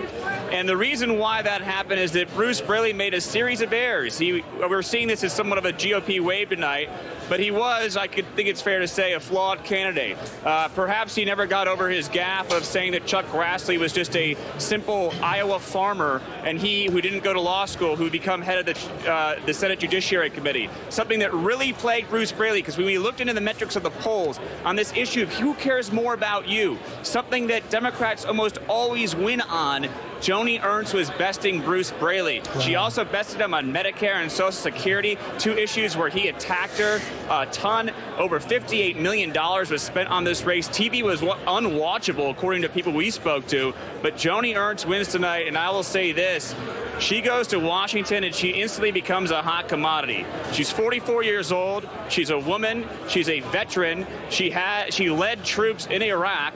And she is somebody who sits in a state where every Republican hopeful on the Republican side is going to want her endorsement and covet her endorsement. So she's someone that once she's in the Senate, pay attention to her voting record, pay attention to what she says. She came up through a GOP primary here with a Tea Party label, was made famous by her ad talking about castrating pigs. She's gone away from sort of shall we say, the hot button issues for making outlandish statements, been much more vague, much more general. If she continues on that path going into Washington, I think that you could see somebody who will move up in the national ranks of the Republican Party so quickly, because woman, veteran, young, they don't have a lot of those on the Republican side at all.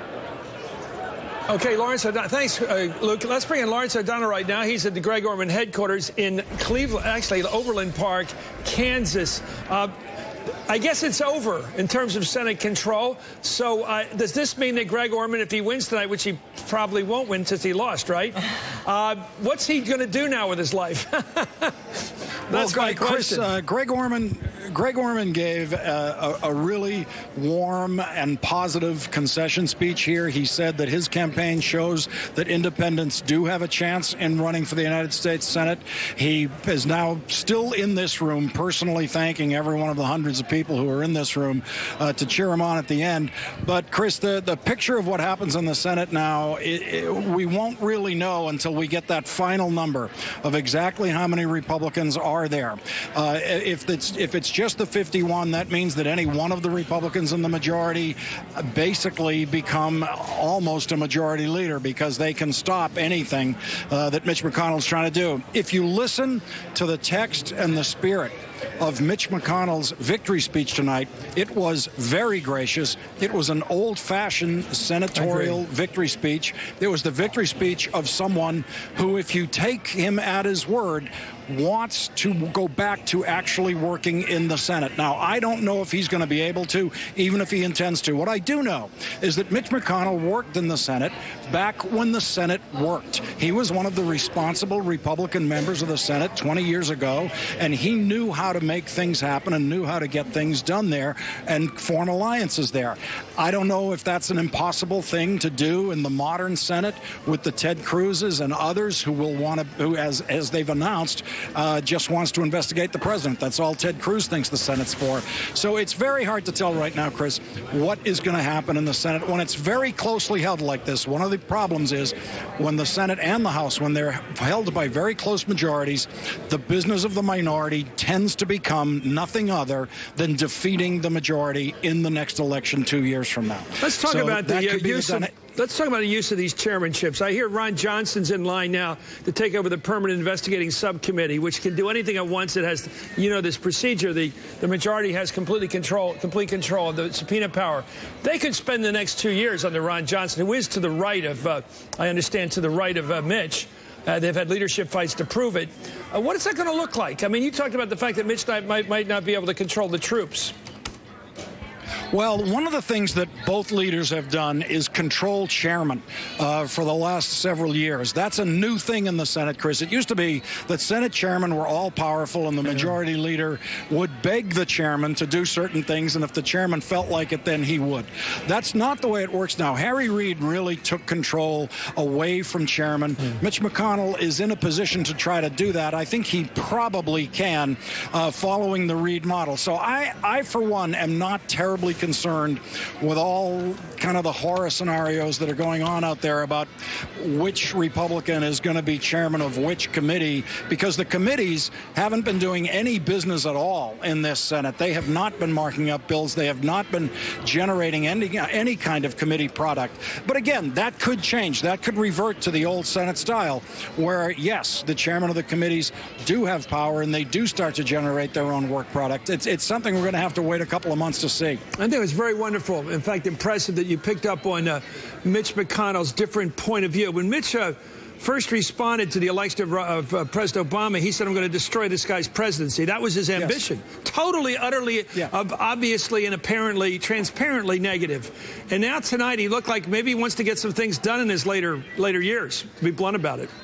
Yes, but let's not be surprised if there's a handful or more of Democratic senators whose ambition is now to destroy Mitch McConnell. That is the dynamic that we've seen in both bodies when there is a power shift, when the majority loses power to the minority in the House or in the Senate. Their immediate reaction is, how do we get it back? How do we get it back? And they devote themselves to nothing else. If this becomes a real field day for Republicans tonight, and they pick up 9 seats or so, and they end up at 54. Does that put Harry Reid in trouble? Would Chuck Schumer, you know him, would he make a run for the leadership, take on Reid? My bet tonight is, Chris, that he wouldn't, because it's really, at this point, not a job worth having. This is not the place to make your name at this point in time. I think Chuck Schumer's in a position to wait out Harry Reid. Harry Reid could also decide on his own, Chris, after a night like this, that maybe it is time for a change. And it is also possible that his caucus could decide it is time for change. But I don't think Chuck Schumer would lead the charge for a change in leadership that way.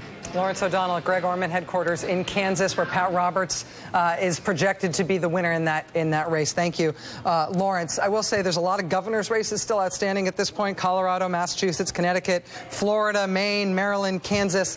One of those governor's races that has been called is for Wisconsin Governor Scott Walker. Do we have a little bit of Scott Walker's victory speech tonight? No, we don't. That's what you win. When Scott Walker wins, you win absolutely nothing. I think Ed Schultz got rid of it. Don't you? You think so? They killed the tape. Ed was like, I've got the audio block button on this one. Chuck Todd, while you're here, this race in Iowa, obviously, it's big news for Joni Ernst and for Iowa, but it's bigger news for the country in terms of Senate control for the Republicans. It is, and I heard Chris right before I joined your table over here. This is a wave tonight. Let's not beat around the bush. This is a wave. This is a big win. They could get up to 9 seats, I think, when you look at it. That's big. You look at you brought up Scott Walker. We got Rick Scott. Maryland governor's not called yet. That says something. This was clearly Republican momentum at the end. They're going to have the largest House majority since World War II. Maybe they find another seat, and it's the largest number of Republicans in the House of Representatives since 1928. I don't know what else you want to come up to with the definition of wave. And listen to this stat. So Bruce Rauner, the new Republican governor-elect in Illinois, first time the president's home state governor lost re-election since 1892. Wow. Okay, there's no way to slice this. And I do think when Democrats I think there are two people to blame here for the problems that Democrats have. You can say President Obama's one. Harry Reid's the other. How he ran the U.S. Senate, and he did this to protect all these guys from taking tough votes. I think it hurt Mark Pryor, it hurt Mary Landrieu, and it hurt Mark. Explain that. We have to go to Iowa right now. Okay, because I want to explain that. I want you to explain that. Let's go to Joni Ernst. Thank you. It's a long way from Red Oak to Washington. From the biscuit line at Hardee's to the United States Senate. But thanks to all of you, we are heading to Washington. And we are going to make them squeal. Thank you. Thank you.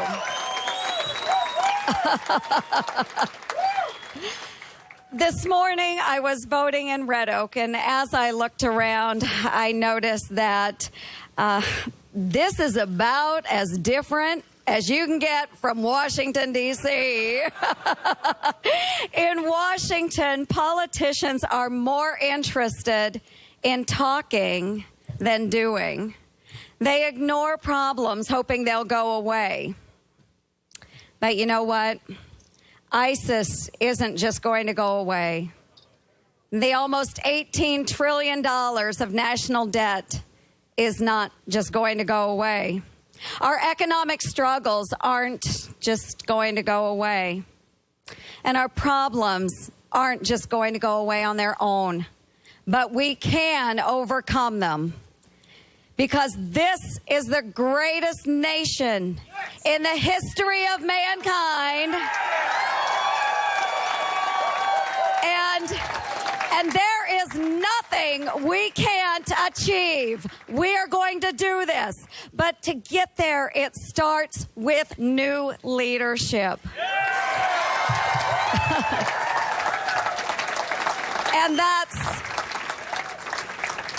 And that's what Iowa has voted for today. Yes.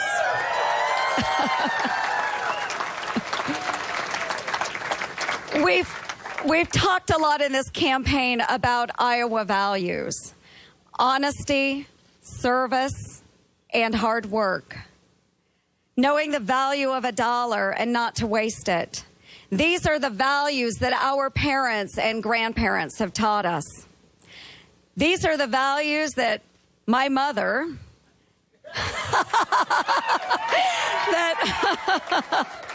that my mother taught me on rainy mornings. Not with a lecture or a book, but with plastic bread bags. You see, growing up, I only had one good pair of shoes. And so on those rainy school days, my mom would slip plastic bread bags over my shoes to keep them clean and dry. You know what I'm talking about. Thank you. And you know what? It wasn't high fashion, but I was never embarrassed. And it worked. And it worked.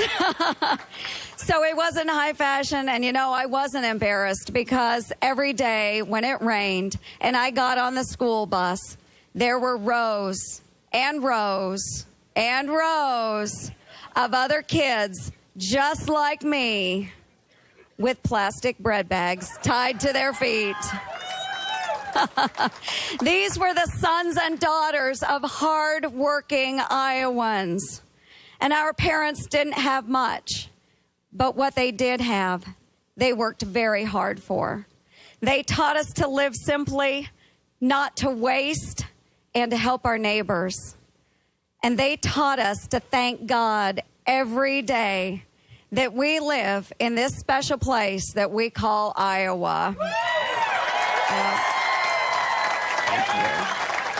Thank you. Thank you. People ask me all the time what my favorite part of the campaign has been. Well, I think tonight,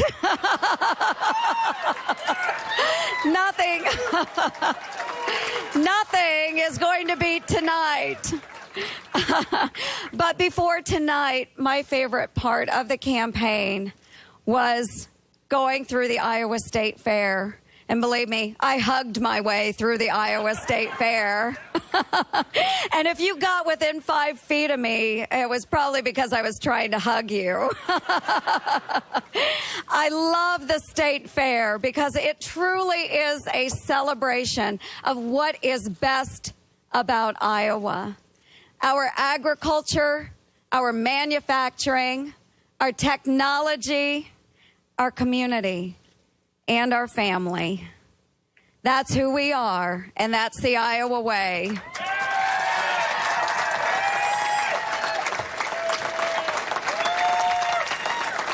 And our Iowa way is working, and it's not luck or an accident. It's because we have the greatest people, and we have the greatest governor and lieutenant governor of any state in the nation.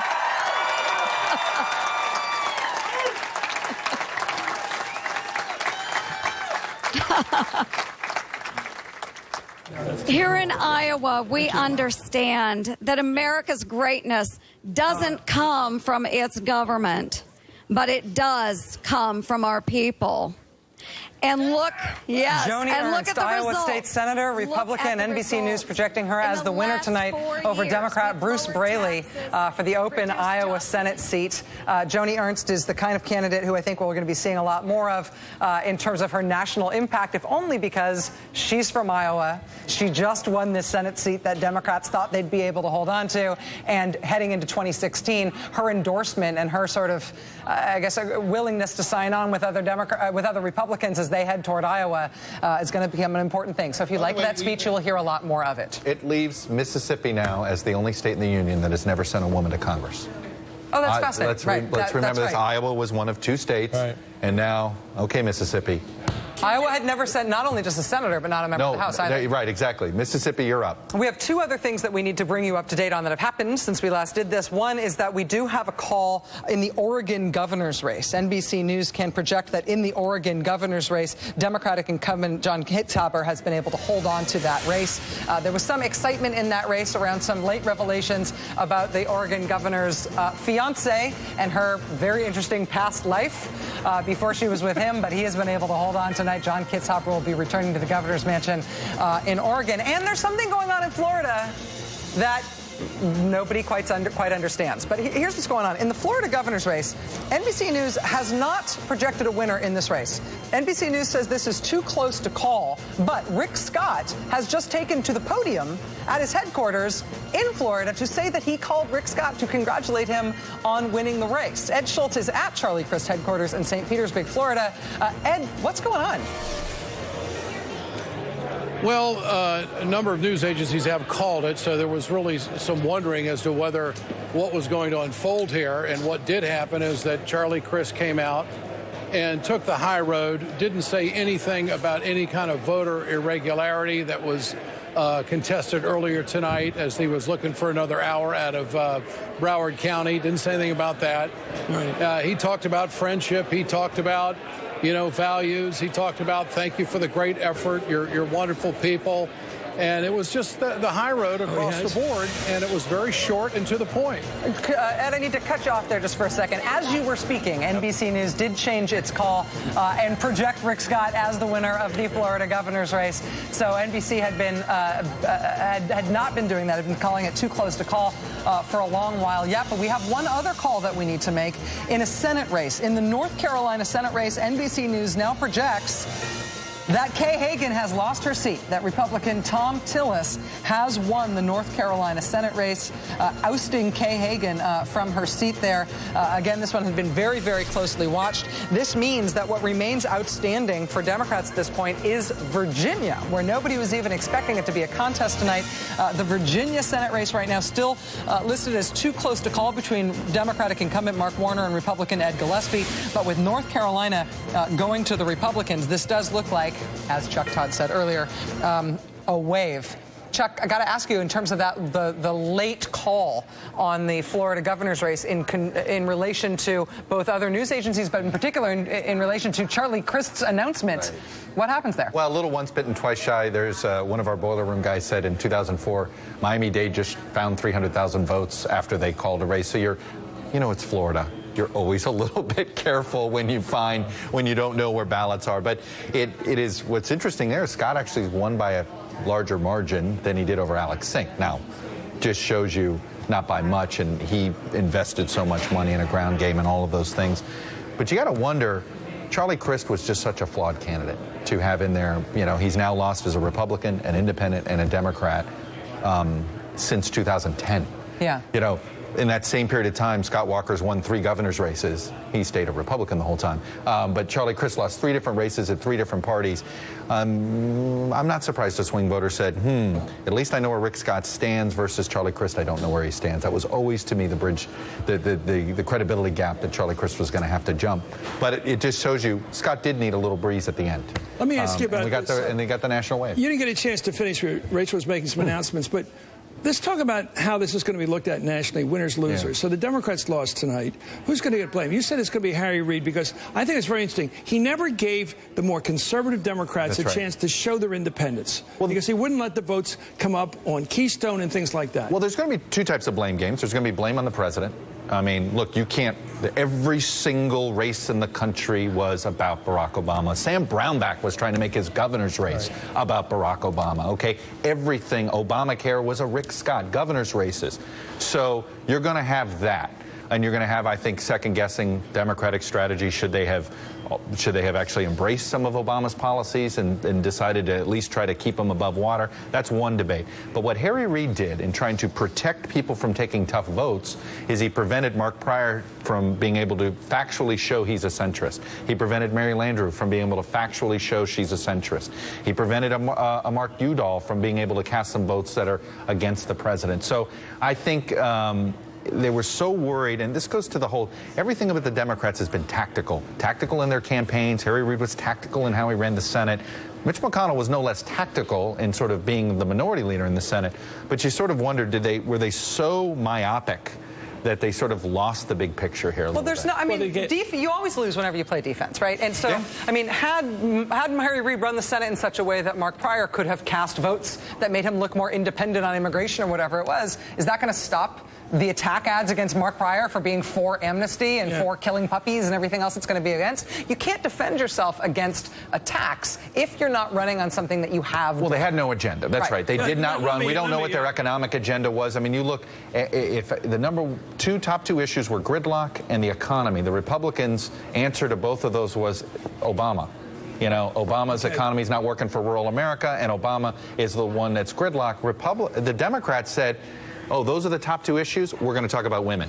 Those are the top two issues, we're going to try to talk to Hispanics. Those are the top two, and so I think there was a disconnect. So we're going to get Kay Hagan giving her concession speech, which is basically the board has been run. Here she is. Thank you so much for your friendship. Thank you for being here tonight. I've just called Speaker Tillis. to congratulate him and to tell him we will work with him during this transition period. And I really first want to thank my fabulous husband, Chip. You know,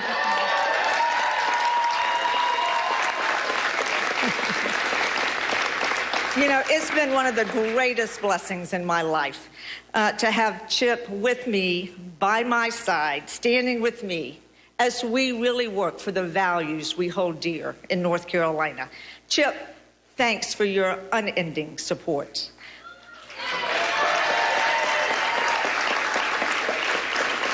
I also want to thank my kids. The best, absolutely the best, and my baby grandson, Harrison. Pardon the interruption, but as North Carolina incumbent Democratic Senator Kay Hagan makes her concession in North Carolina, there is another call to bring you. It's an interesting one. It's the Virginia Senate race. NBC News now projects that incumbent Democratic Senator Mark Warner is the apparent winner. You saw the language there, the apparent winner in the Virginia Senate race. Because NBC News political director Chuck Todd is here, I get to ask you what that means. Okay, what it means is it's not outside a potential recount issue. We know there's some absentee ballots out that we assume are going to be Warner, but all of our modeling has Warner winning this. But again, I don't think Gillespie's going to, if I were him, I wouldn't concede tonight. You sort of wait to see what the morning looks like. It could be within recount range.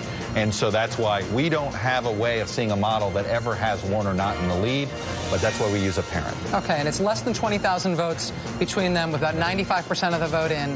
As you say, the models don't show a way that Gillespie can win. Correct. It's very, very because close. of where the vote is out. But it's that close, and again, I wouldn't be surprised if Gillespie asked for a recount. There is no automatic recount provision in Virginia. Gillespie would have to ask for it. But just fascinating outcome in Virginia. I should also tell you, by the way, of talking about what's happened in these Senate races. In the New Hampshire Senate, NBC News long ago projected that the winner of the New Hampshire Senate race would be the incumbent Democrat in New Hampshire, Jeanne Shaheen, defeating Scott Brown. Scott Brown, who moved from Massachusetts to New Hampshire specifically, it seems to run in that race. NBC News projected that, and a lot of other news organizations projected that early in the night. Scott Brown, for a long time, though, was refusing to concede and making a lot of noise that he thought maybe he had not lost that race. That has now changed. Scott Brown, we're now told, has conceded that Senate race to Jeanne Shaheen, which does make him a famous person. Nobody else has ever lost two different Senate races to two different women. I'll keep saying it all night because then I'll never have another opportunity to talk about Scott Brown ever again until he runs to Maine and runs there. Kidding. We'll be right back. Kidding.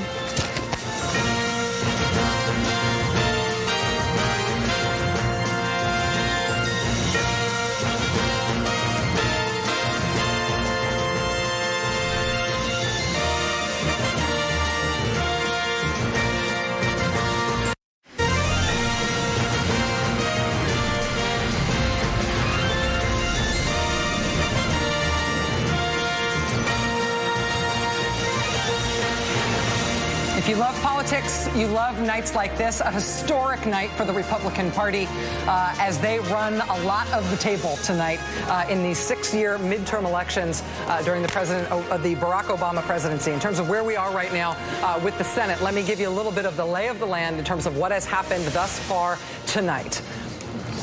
In Virginia, NBC News has projected the apparent winner in a very close Senate race in Virginia. Mark Warner, the Democratic incumbent, projected to be the apparent winner over Ed Gillespie, the Republican candidate there. In North Carolina, the Senate race there, the projected winner is Tom Tillis, the Republican challenger to Democratic incumbent Kay Hagan. In the Georgia Senate race, we're also looking at a big win for the Republican Party, not only because David Perdue is projected to have beaten Michelle Nunn, but because he is projected to have beaten her outside the 50% margin that would have forced that race to a runoff in January. In Kentucky, the majority leader now of the United States Senate, majority leader to be, I should say, Mitch McConnell held on to his seat, defeated a challenge by Democrat Allison Lundergan-Grimes. In Arkansas, Democratic incumbent Mark Pryor lost his seat tonight to Republican Congressman Tom Tom Cotton in the state of Arkansas. That essentially looses the last Democratic hold in the state of Arkansas. The Colorado Senate race, another Democratic incumbent losing tonight. Mark Udall losing his seat to Republican Congressman Cory Gardner in Colorado. In Kansas, Pat Roberts had sort of the race of his life in Kansas, a place that nobody thought any Republican would have to run too hard. But tonight he did, in the end, defeat a tough challenge from an independent named Greg Orman. In Iowa, this was the race that put the Republican Party over the top to control the United States Senate tonight. Republican Joni Ernst defeating Democratic Congressman Bruce Braley. In New Hampshire, as we were just discussing, incumbent Democrat Jeanne Shaheen holds on to her seat, beats off a challenge from Scott Brown, Republican challenger in New Hampshire who had previously been a Republican senator from Massachusetts. The Senate pickups tonight for the Republican Party: Arkansas, Colorado, Iowa, Montana, North Carolina, South Dakota, also West Virginia. At this hour, the state of the United States Senate. Republicans know they have 52 seats with, it could be more to come. Democrats, they have 44 seats plus 2 independents who have caucused with them in the past. Bernie Sanders certainly will continue to do so. Angus King will now be having some interesting conversations, I'm sure, with Republicans if he is so inclined. He'd been making some noise recently that he might be willing to consider caucusing with the Republican Party, and now Republicans will be the majority. In terms of governors, there's a bunch of races still outstanding. Fascinating. Blue State, Maryland, too close to call between the Republican Larry Hogan and the serving Democratic Lieutenant Governor Anthony Brown, a difference of about 85,000 votes with the Republican in the lead. This one considered by NBC News too close to call. Maine governor also too close to call. The incumbent Republican Paul LePage at 48%, Mike Michaud at 44%. About 3/4 of the vote is in Maine. That potential spoiler effect from the independent there, now a perpetual thing in Maine. Connecticut governor's race, a rematch of 2010 between a Democratic incumbent Dan Malloy and Republican Tom Foley.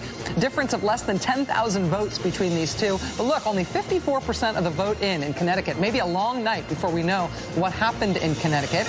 Massachusetts governor, 84% of the vote in. It's too close to call between Martha Coakley and Charlie Baker, the Republican. We now have a winner that we can project in the Kansas governor's race. Sam Brownback has held on. The conservative Republican governor of Kansas, Sam Brownback, has beaten back a challenge from Democrat Paul Davis. Sam Brownback has been at the helm of a total Republican takeover in Kansas, but one that has not been without its controversies. A lot of Republicans crossed lines to support Paul Davis, the moderate Democrat who is running against Sam Brownback, but NBC News now projects that the winner will be Sam Brownback, re-elected in Kansas. In the Colorado governor's race, the incumbent there is a Democrat, John Hickenlooper. This one has now moved from too early to call to too close to call. The Republican challenger, former Congressman Bob Beaupre, he ran for governor not that long ago and lost by 17 points. But tonight, with 82% of the vote in Colorado, it's too close to call. In Vermont, Peter Shumlin, the Democratic governor, the incumbent is Peter Shumlin. Scott Milne, the Republican challenger, 45% to Peter Shumlin's 47%. You have to get 50% in order to win in Vermont. And I will ask Chuck Todd to correct me if I'm wrong, but I believe at this point that means it goes to the legislature. Correct. It's not even a runoff. The legislature will pick it. Shumlin will probably get picked at the Democratic legislature. So wait, the runoff happens in the legislature? No, there's no runoff. It's sort of like an electoral college of Vermont. And think of it that way. The Vermonters will decide. Ben and Jerry have no vote.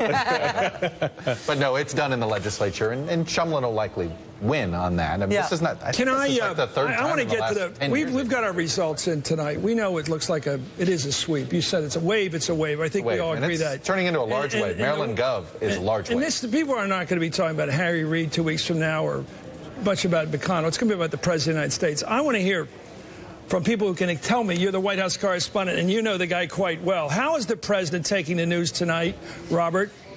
Well, I mean, I think as Chuck said, when you look at a state like Maryland that is not just blue but fairly deep blue, about as blue as Michael Steele's shirt, and that's why he's grinning so in a large way. Look, the president, as I said earlier, is hugely competitive. We're not talking about Senate control now. We're talking about what the number will be for Republicans. Right, we're way past. I mean, the brightest spots for Democrats tonight or Jeanne Shaheen by 11,000 votes in a Pennsylvania governor's race everyone knew was cooked a month ago.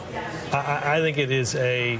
Where else is there something? Yeah, I think all the news... When Graham, Bob Graham's daughter... We got some more news winning, that's about it. To put the cap on this, here's the announcement of the night right now. This is the Maryland governor's race. NBC News is now projecting Larry Hogan is the next governor of Maryland in a state that is essentially Democrat, as you know. Let's go back to your point there. How does the president not read this as a rejection of his name, of his party, of his agenda? How does he not read that? Well, I think the two things. I mean, obviously, there were a huge number of these races in very red places, right? And essentially, Republicans won control in red places, added to that in a big way by winning 3 of the 4 purple Senate races. Look, I think it's going to be an interesting press conference at the White House tomorrow. I was there in 2010 when we, I will say this, the word shellacking has been taken. No, I think this is, as Chuck said, a big wave.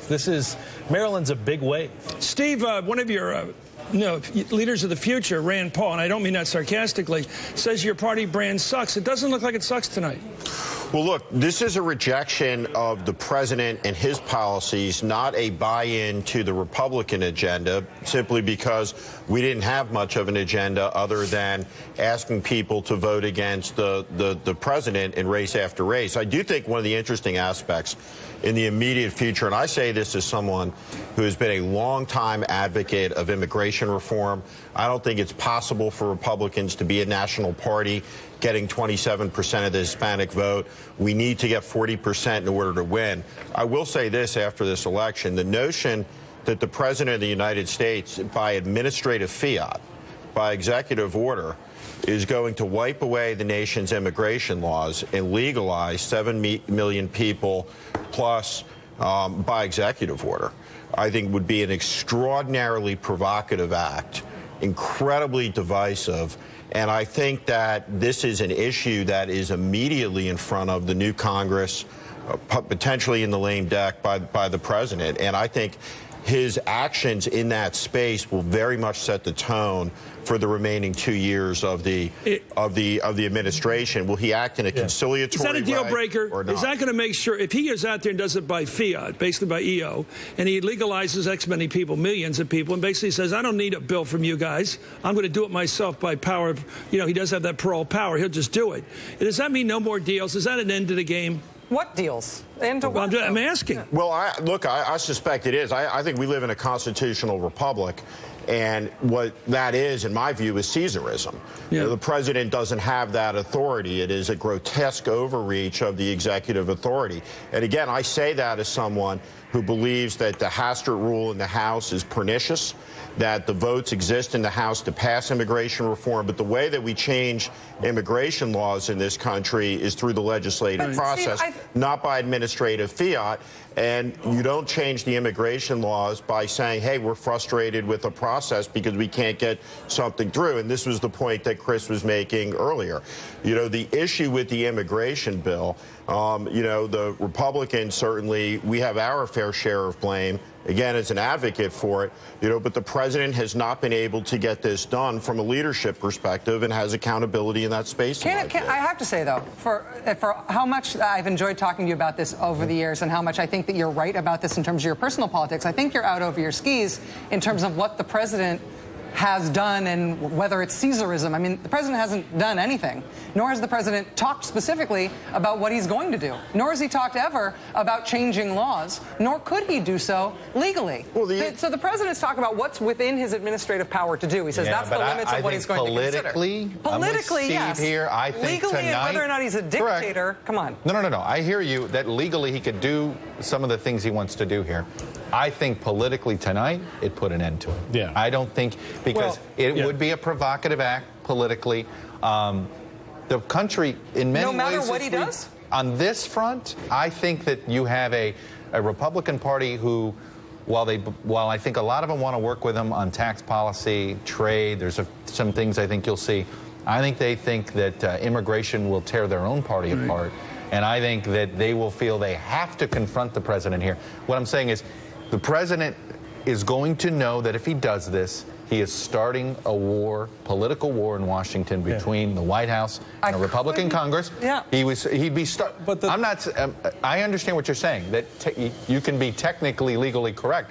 It would just start a political war. Nothing has changed in terms of the politics of immigration in Washington. Yes. The Republican Party was blocking it before from the minority in the Senate and from the majority in the House. They will continue to do so. The president has said, I'm going to act within my administrative power to do what I can, even though I know nothing can pass Congress. Still nothing can pass Congress. He's made this promise. If he breaks it, every Latino in the country has every reason to believe that Democrats have been lying to them all Delaying it. He shouldn't have delayed it, though. He shouldn't have delayed it. He did. But that's another argument. I think by delaying numbers in the conceding that this election I think that you may have a point in terms of delaying it, but I think that when we have heard nothing different from the president to start talking tonight about Caesarism, yes, there's been a way. A lot of us, including me, didn't want to believe that would happen. But first of all, we don't know whether the Republicans are going to be intoxicated by their victory tonight and overstep the runway here. We don't know what's going on. And it's very possible that the war can be declared by the Republicans. The president has not said anything different than he said before. And if he operates within his administrative powers and doesn't overpush the envelope, and the Republicans become too zealous, I think that you could see a different kind of politics. But let me start talking about Caesar tonight. I think it's very premature. If I could just real quick, there are two checks to what was just said and to what you said, Rachel. The first check is what happened tonight. The country has given the United States Senate to the Republican Party. Right. All right? That is a check on the president. Whether he likes it or not, it is a political check on the president. So he has to honor that check, to Chuck's point. He has to honor that check because, in other words, they want him, the country wants him to figure out a way to work with them. The check on Republicans is that in 2 years, we're going to be sitting around this table with a lot of blue in play for Republicans. Yeah. They want to keep the Senate. They're going to now have to govern, which means they're going to have to figure out a way to work with the president on immigration, on a host of other issues. And so I think that that's going to be the that's not going to be the way they do it. They don't want to govern. They want to make it look like Washington is broken, so people hate Obama all the more. So they vote against Obama. But Obama's not. Let's make a prediction here. Don't make him on the ballot. I want to know. I want to know this time either. I want to know what the president's going to do first before we analyze it. Let me try to wrap this up because I think one thing we can all agree on is there has to be pretty early tomorrow morning a sequencing conversation in the White House. At some point tomorrow, the president will walk into the East Room and give a traditional press conference after an election and talk about working with the Senate, working with the new Senate, right? And I do think there's going to have to be a sequencing conversation because if the message is I want to work with you, here are some ideas and some things we can do, there's going to be some different conversation that has to be had. You can't just turn around in 3 weeks and wave a wand. There will be a lot of sequencing in this because I do believe Michael's right, and Republicans are going to have to decide something. They can't. I'll make this prediction, and it's not far out on a limb. If they don't fix their Hispanic voting problems in 2 years, they will be in charge of Congress for a long, long time, and they will only be invited to meetings at the White House. They will not control the White House because since George W. Bush in 2004, each candidate, John McCain, a huge supporter of comprehensive immigration reform, then Mitt Romney got less and less Hispanic votes. There has to be, from Republicans, some fix to this. Now, a lot of fear in their caucus. They saw Eric Cantor. They saw others. And so there are going to be discussions that have to happen inside the Republican Party and discussions that happen inside the White House. And we won't know the outcome of this, I think, for a little while. I want to go straight to North Carolina right now. Tom Tillis defeated incumbent Senator Kay Hagan to take her Senate seat in North Carolina. Here's Tom Tillis in his victory speech.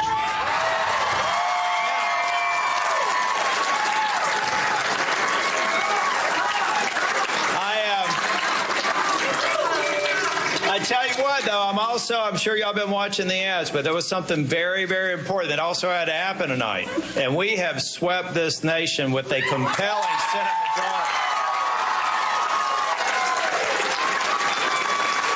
So somehow I think Senator Reid's going to have a different office assignment come January.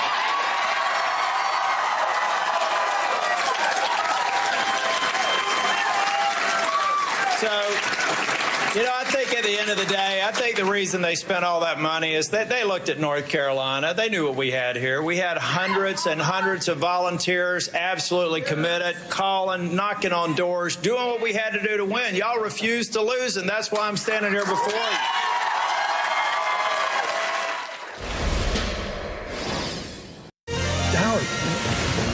In terms of our propositions tonight, the ones that we've been keeping an eye on in terms of national impact, in Oregon, they have voted to legalize the sale and possession of marijuana.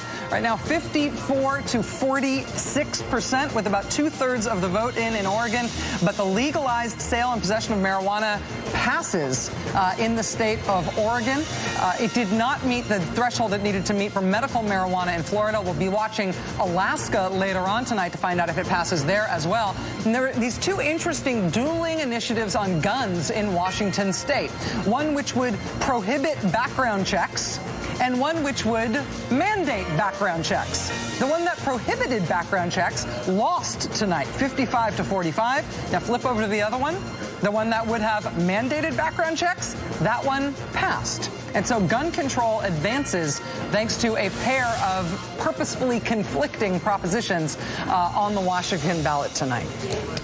So we hear that Cory Gardner is going to give a victory speech right now in New Jersey. Can we go right now to that? Oh, in Colorado. Oh, that Gardner. I think it was Cory Booker. It's Cory Gardner. I like the other Cory better, but let's go to this guy.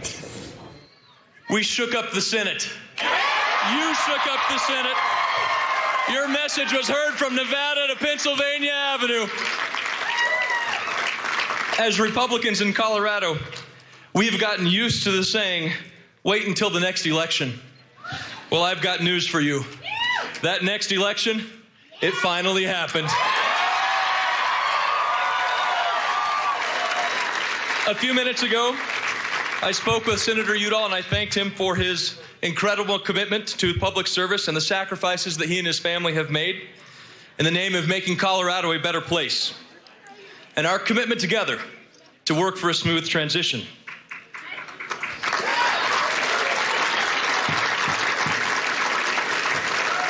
Nine months ago, in Boulder, I stood before you to accept the nomination for United States Senate. It was there that we realized together the great challenge that we would face to get to this day. Saying then, we have signed up to be the tip of the spear, the vanguard of the movement that is sweeping our nation to pick the shackle of gridlock and to fundamentally change the dysfunction of Washington, D.C. And we have indeed reached that historic day. We have realized the success of that movement. The people of Colorado, voters around this state, had their voices heard. They are not red. They are not blue, but they are crystal clear in their message to Washington, D.C. Get your job done and get the heck out of the way.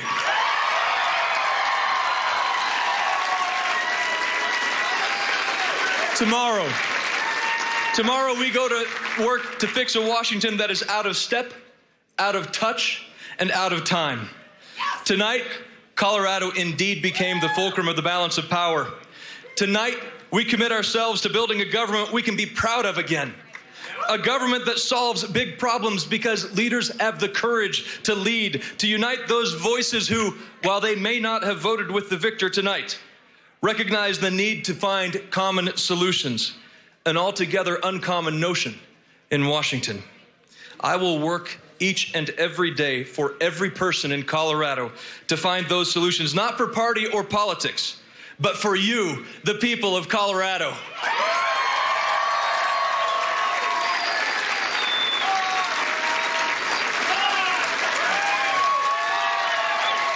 I am convinced that we won this election because we asked Coloradans to lift their eyes to that great Rocky Mountain horizon, to look ahead to a future that is brighter than our present. Ours is a forever young state with an ever hopeful attitude. All of us are here tonight because we believe there is something exceptional about our state and our nation. We believe in courageous ideas and bold beliefs. We believe in the power of optimism, of the American story, a belief that isn't electioneering, but enduring. a generational commitment to be better tomorrow than we are today. The moral compulsion to give our children and grandchildren a better starting point than the one we inherited from our parents and our grandparents. And I say we can fix this nation's problems together. We can build a stronger economy together. We can achieve energy independence together. We can improve education together. And we can protect our incredible environment together. Because tonight, the people of Colorado sent a message that is what is happening in Washington isn't working, and it has to stop. That our country expects and deserves better than what it is getting. That leaders shouldn't stop at the status quo and think they deserve a pat on the back. It was not a message for Republicans tonight or against Democrats, but a warning to all who fail to courageously act on our nation's greatest challenges. Over 200 years ago, people came to this great nation wondering how we became who we are. How did this ragtag nation of farmers, planters, mercantilists defeat the greatest nation on the face of this earth? And it was because each and every one of us has a passion in our hearts to rise. A passion to rise and be better, to imagine a great nation, imagine a great economy, to imagine together a nation that rises. Thanks to all of you who made this night possible. And thank you to my family. Okay, that's, of course, U.S. Congressman Cory Gardner, who defeated incumbent Democratic Senator Mark Udall out in Colorado tonight. The Huffington Post, Howard Fineman is with he's got some new information about the presidential landscape for 2016. Boy, we're moving quickly into the future, Howard. We were just arguing about the lame duck, and you're taking us right to 16. Well, what do you know? Well, what I know is that the Republican victories in the governor's races around the country, especially in blue states, are exciting Republicans a lot tonight, and I think with good reason. As Rachel was mentioning earlier, I mean, you're looking not only at Illinois going to the Republicans in the governorship, Wisconsin staying with the Republicans, Connecticut, possibly Massachusetts, Maryland, as you say, a blue state if there ever was one. This is an indication of what the ground game is going to be like and what the playing field is going to be like in 2016, because there are 18 states in the District of Columbia that form the big blue wall for Democrats, in which they have 242 electoral votes just starting out with that group of states that regularly vote Democrat. Now you've got a situation of the Republicans taking governorships in some of those places, showing, I think, a chance and an excitement that they've got to really compete strongly in states they need to get to break through. Illinois is big, and there's no mistake about it. The notion that, I don't know whether we've called the race in Massachusetts yet, but the fact that Charlie Baker's ahead there is really significant. We haven't called it yet. Okay, been really interesting. Connecticut, Maryland, the overwhelming defeat of a Democrat in Maryland. You can put that down to Anthony Brown's weakness as a candidate if you want, but I think it means a lot more than that. And on some of the Senate races, the fact that Mark Warner barely survived in Virginia, a state that sort of under Barack Obama became a part of the Democratic coalition, I think is a warning to Democrats heading into 2016. And yes, go ahead. Let's talk about audacity, which is really the key to politics. The ego, the person who's willing to run the race, they can't win, but they do win. Right. Maryland, Virginia, New Hampshire, audacity. Ed Gillespie's going to beat Mark Warner. You got to be kidding me. Yet that's about 49-49. Right. You're kidding me that a Republican's going to be governor of Maryland? You mean, you're kidding me that a guy can move from one state to the next? He can't even vote there hardly. He shows up and says, I can run anywhere. Audacity. It seems to me the Democrats don't have a whole lot of audacity. And in the end, the party that does have it tends to win, ultimately, because you keep going on offense and the other party's playing defense. Right. Talk about that. Well, Chris, I think that the Republicans were invited to be audacious this year because of the weakness of the president, because of his lousy poll numbers, because of the general sour mood about the economy generally, even though there's been some progress on the economy. So you get a guy like Ed Gillespie, who, after all, spent most of his life as an insider, as a lesser figure than Steve Schmidt, but still an insider in Republican politics. He runs. Imagine Steve Schmidt running for the Senate, you know, out there. I think it could have been done if he wanted to do it this year, because that's the kind of year it was. A year in which people are discussing Was it that big a Republican year? That big? That would be a wave. That would be a tsunami. I said Rick Scott has broken down all sorts of barriers to bald guys. If you ran, I would run your campaign. That's how big I think we would all run Steve's campaign. But the point is, in this atmosphere, this kind of sulfurous atmosphere, and especially with the president being as weak as he was politically, it's going to invite Republicans to take chances. It's going to invite Scott Brown to mosey on across the border from Massachusetts to New Hampshire. It's going to invite Ed Gillespie, one of the ultimate insiders, to run an outsider's campaign in Virginia. How audacious was that? And he almost pulled it off. I think you've seen that all over the country by Republicans, because they're feeling feisty right now, because Mitch McConnell's strategy of basically locking up Washington and then blaming it on the president has worked brilliantly. I mean, and that's the story. One last question. Sure. It'll take one answer. Yes. Which party has the spark right now? Oh, the Republican Party, for sure.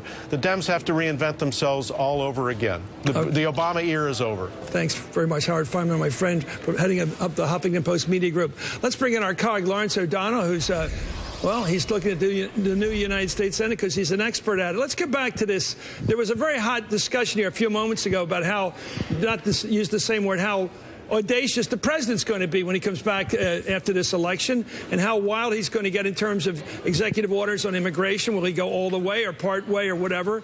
Even if it provokes the Congress. Do you think he has to tread softly, or are they separate questions? If he wants to get something done in economic growth, which is the key to his future, does he have to be careful or not?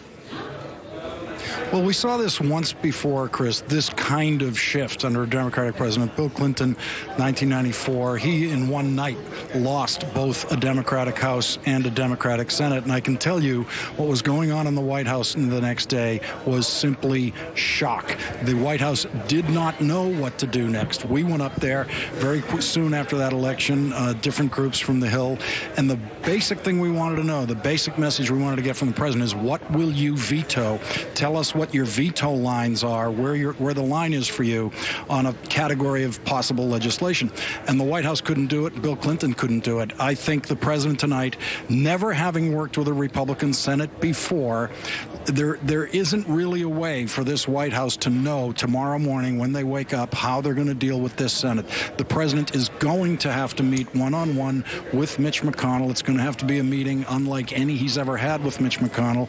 He's going to have to really try to see if there is a way to find the man of government that Mitch McConnell used to be 20 years ago. That may be impossible now, to see if he can reach into this new Senate Majority Leader and do some business with him, and do one very important piece of business right off the bat. He has to say to the Senate Majority Leader, look, this country is very soon not going to have an Attorney General. We have to confirm an Attorney General. You, Mitch McConnell, have to confirm an Attorney General. He's going to have to work very directly with Mitch McConnell on how to get that done. That will be the very first public test of just how responsibly Mitch McConnell wants to run the United States Senate. I want to run that right by Rob Gibbs. Rob, do you think the president ever really sits down and has a heart-to-heart with the other side, or does he have these highly choreographed meetings of 12 people at the Jefferson Hotel so he doesn't have to get personal with anybody? Well, I think after tonight it has to be pretty heartfelt, maybe not one-on-one, but maybe a group of 3 or 4 Republican and Democratic leaders. I mean, look, I think we're coming into a brave new world tomorrow. Yeah. And look, I think it's going to be fascinating on a whole number of levels. Molly Ball had a great piece in The Atlantic about a week ago where she covered Pat Roberts, and Pat Roberts said, vote for me because I'll stop Obama and we'll start getting something done in the Senate.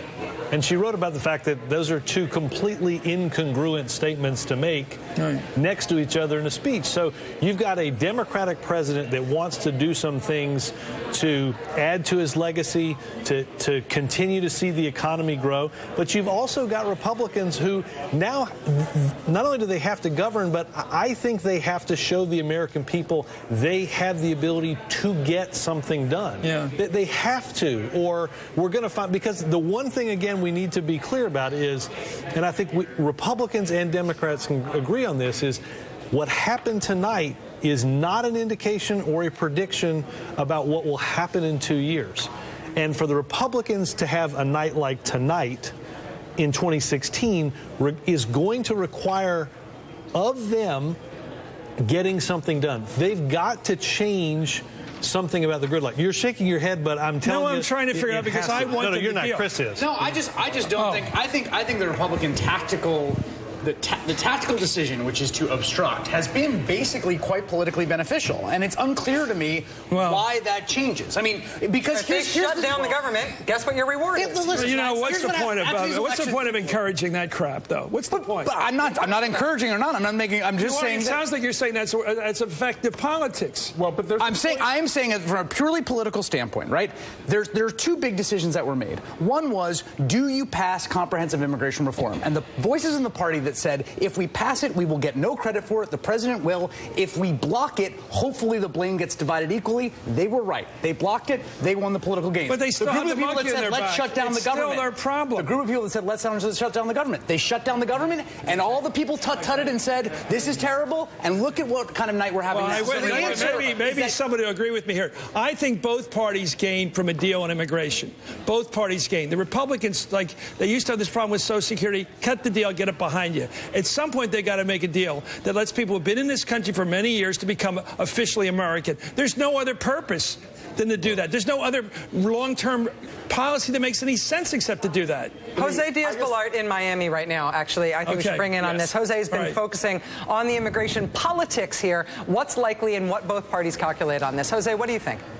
Good evening. I agree with Chris on this one. I think it's beneficial to both parties if some immigration reform comes out of Washington in the near future. Clearly, the president has been saying since day one that he supports immigration reform. It would be beneficial to this country on an economic factor. It would also help the economy, but it would also help this country. You know, the fact is that he has not been able to do that. The president promised, for example, that by the end of the summer he would take executive action on immigration because the House of Representatives did not. They punted on it. And this decision to wait until after the elections may have cost the Democrats, specifically in Colorado, because less Latinos turned out to vote for Democrats. Let's think of this. In 2012, President Obama received 87% of the Colorado Latino vote. And some indications are that Mr. Udall got about 71%. That's a pretty substantial drop in the number of Latino support for Democrats. I think the president needs to get this as a legacy issue, and I think that it would be beneficial to Republicans as well. Jose, I got to ask you a really tough question, and it really is tough. I look at the Senate bill as a balanced bill. It's got 12 Republicans behind it. It has good opportunities for people to become citizens, a road to citizenship, which we'll all believe in, who's reasonable about this thing, for both compassion and American reasons. We want people to be Americans. It also has a tough stuff, teeth in it, which Simpson Mazzoli never had 20-some years ago, 30-some years ago. It really does make it hard to hire people illegally. It kills the magnet of cheap illegal labor in this country. It makes it, you have to be papered. It has to be official from now on. So why doesn't the president say, instead of making the positive argument, put some of the tough teeth out there and sell the teeth? What do you Republicans want? There's teeth in this bill. What more do you want? Push it at them. Don't make it look like you're the softy and they're the hard guy. Say, this is a tough-ass bill.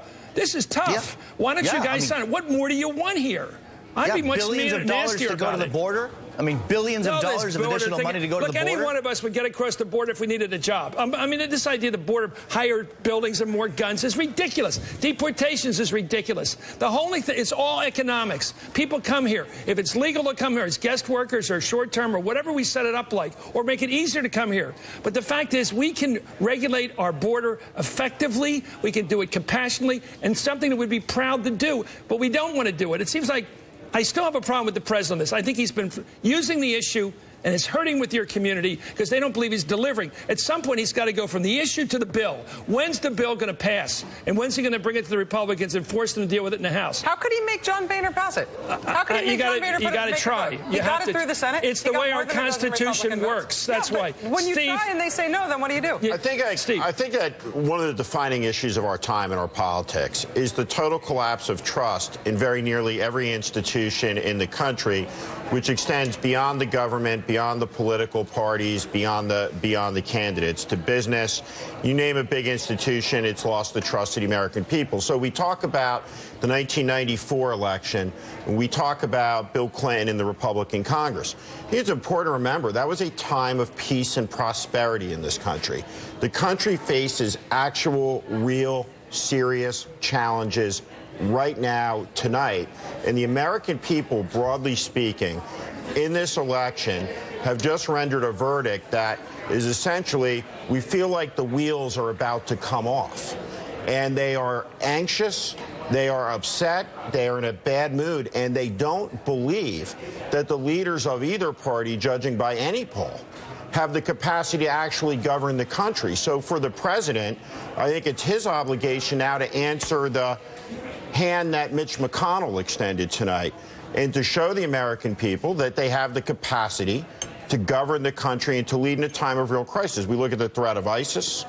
We look at the Ebola epidemic, though off of the front pages of a lot of American newspapers and diminishing in coverage, is a worsening epidemic, actually, out across the world. So these very serious challenges, I think, demand a level of seriousness from the national leaders, and it'll be very interesting to see which side is able to get up on the high ground of reasonableness. But for sure, the zero-sum notion that I win, you lose, both sides, by working together, I think you're exactly right, have every capacity to rise together. I think that is hopeful on policy grounds. On tactical grounds, I got to say Republicans have been rewarded for making sure that nothing passes. But I got to say right now, actually, we have to note the fact that there are 4 big races that are still outstanding tonight, even before we get to the polls closing in Alaska in about 19 minutes. Wow. Right now, there are outstanding races for governor in Maine, in Connecticut, in Colorado, and in Massachusetts. We're going to be talking with Steve Kornacki about what's going on in some of those races right now, but we've got 4 outstanding governor's races. Tomorrow morning in the Boston Globe, we've already seen what the front page of the Boston Globe is going to look like. They're not calling it between Charlie Baker and Martha Coakley either, but we'll get some of those numbers and some further detail ahead of the next poll closings when we come back.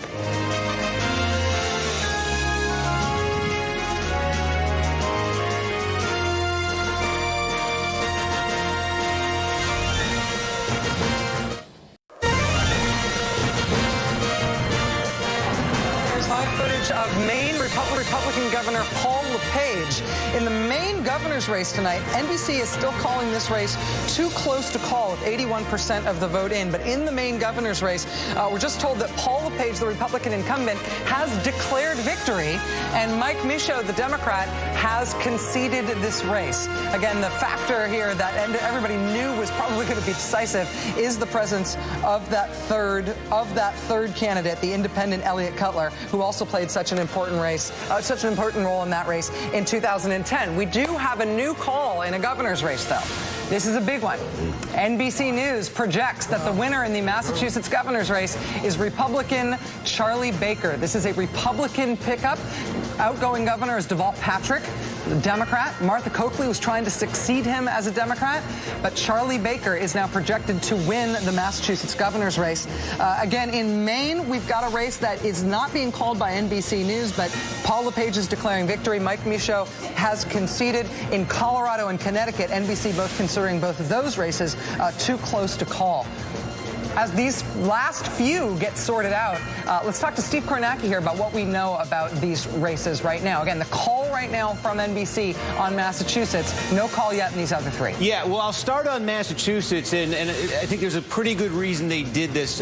What you can see is that Charlie Baker now has climbed ahead by 30,000 votes. When you look at what's outstanding, there just aren't really any Democratic areas that are left. The 2 biggest places that are left on the map are Haverhill and Attleboro. These are mid-sized bedroom communities. These are strong Republican towns, so you just can't see where Coakley's going to make it up. I think what the Coakley people were waiting on here is the Massachusetts state law says that if you're within half a point, you then can request a recount. You have 10 days to do that. Baker, though, in the last hour has seen this lead climb from a fraction of a point to over 1 point. So not only does it look like he's going to finish ahead of her, it also looks like he'll be above that half a point threshold. So that's the reason I think that that's happening. When you look in Maine, now Maine's a difficult state. It's you have these rural areas, you have these outlying areas. But let's take a look here. we don't have the math, but I can explain very quickly what happened, why this has happened tonight. In Maine, there's a very clear sort of cultural, geographic divide between the rural northern part of the state and southern Maine, which in many ways can be a Boston suburb. The shocking thing that has happened in this race tonight is that Paul LePage in southern Maine, there are communities in southern Maine that you would expect him to be getting clobbered in. If you know Saco, Maine, Scarborough, Maine, even in Portland, the numbers maybe not quite as overwhelming there as the Democrats were hoping for. So the Democrats just did not dominate in southern Maine like they needed to here. And I can just tell you the one silver lining in New England right now for Democrats, if I go back out to the map, Connecticut's outstanding as we speak. Dan Malloy, the Democratic incumbent there, trying to hang on, and you can see a very close race in Connecticut at this hour. The good news for Democrats, he's about 1,000 votes behind, but I'm just going to, places where votes are outstanding right now include Hartford, East Hartford, New Haven, Bridgeport. These are some very Democratic areas. There are some Republican areas in Fairfield County that are out as well, but Democrats have a path at least in Connecticut. So that's the story in New England right now, and I can't resist. I have to share with you one statistic from New England. If you're looking for a silver lining, if you're a Democrat tonight on this very tough night for Democrats, it would be this. In the state of Massachusetts, there are 9 congressional races tonight. All 9 of them went to the Democrats. That means that in the last 100 individual congressional races in Massachusetts, Democrats are now 100-0. So even in this brutal climate tonight, that streak survives. All right, and so that says something about the Massachusetts congressional delegation, but Massachusetts goes back to a Republican governor. Gene Robinson, thanks for being with us tonight. Let me get your reaction to that. Well, Martha Coakley loses again, apparently. So, this whole evening really is shellacking the sequel. I said earlier on NBC, before all these numbers came in, that I wasn't sure it was a wave. No, this is a wave. You lose the Maryland governor's race. You lose in states where you shouldn't be losing, and so it's more than just, I think, the referendum that Republicans wanted on President Obama on the way you feel about things right now, because the Democratic Party comes out of this looking tired and almost exhausted, and I think it's a real mistake for Democrats to assume that in 2016 they can so easily recreate the coalition that President Obama created in 2008 and 2012, and energize and fire up minorities and women and younger voters in that very special way. They might not be able to do that. Let's talk about that without being final about anything, because nothing's final. Martha Coakley has suffered from the notion that she's Boston, she's a bit elite, and the other people these guys run against her. I'm more of a guy, I drive a truck, I'm more west of Boston, you know the area. They try to sell it. But Hillary Clinton was very popular when she ran up there as sort of somebody who did identify with the working class people, if you will. I hate the phrase, but regular people, right? Yeah. She never had the elite tarnish up there. So what's the difference between her and Martha Coakley?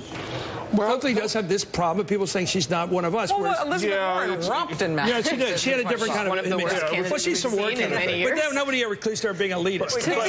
You raise Hillary Clinton, and that's an interesting point, because Hillary Clinton, as we have seen over the years, does have that sort of appeal. She's able to talk to kinds of voters that Barack Obama is not able to talk to. Now, but can she assemble the rest of that coalition? Can she really inspire the people that the president inspired in his 2 campaigns? And that's a question. I mean, maybe she can. I'm not, but who else could do it if she could? There's so much going on. There's the Denver Post endorsing Cory Gardner, the Des Moines Register endorsing Ernst. There's something weird going on among even the educated crowd that surprises me. I can't figure. You were going to jump in on Massachusetts governor there. Yeah, I was just going to say, I think Martha Coakley is one of the worst candidates we've seen repeatedly, and if you think Scott Brown could have chosen to run against her instead of Jeanne Shaheen, there's a little bit of irony there. But, I mean, I think the broader point that you're making here is pretty close to the mark. I mean, I think you saw a lot of Democrats in some of these close races take these key groups for granted, whether it was women, whether it was African-American voters. The question was all about, how do we turn these people out? In Colorado, you saw it was essentially, how do we turn women off of Cory Gardner? And that tactic at the end of the day just, it wasn't enough. Yeah, Mark Uterus, that kind of comic. Well, right, and it could be that the voters who were being targeted, figured, and probably correctly, that, you know, these Republicans are conservative and weird, but they're not actually going to do all this stuff. They're not going to do what. That's the key. The key point is that you have to have some faith that there's some causal connection between who you vote for and what those people will do. And when that gets severed, right, what you end up voting is your discontent. And we've seen serial waves of discontent because right now, and for a long time, let's remember, the economy, this recovery has not delivered for the vast majority of voters. It has not. I think also, as somebody once said, that a squirrel is a rat in nice packaging. Right. You know, they're very similar if you look at them closely, but they're more cuddly. And let's face it, Gardner has been able to do that. Squirrels, okay. Okay, well, you don't feed them, but at a distance. Anyway, I had a better point to make a minute, but we'll be right back. We'll be right back with another look at the exit point to try to explain this in a more literal fashion. In fact, a more literary fashion. This is MSNBC's live coverage. Yes, it is at almost 1 o'clock in the morning on election night. Back into this. The squirrel lobby will be back here with us, yelling at us in just a minute.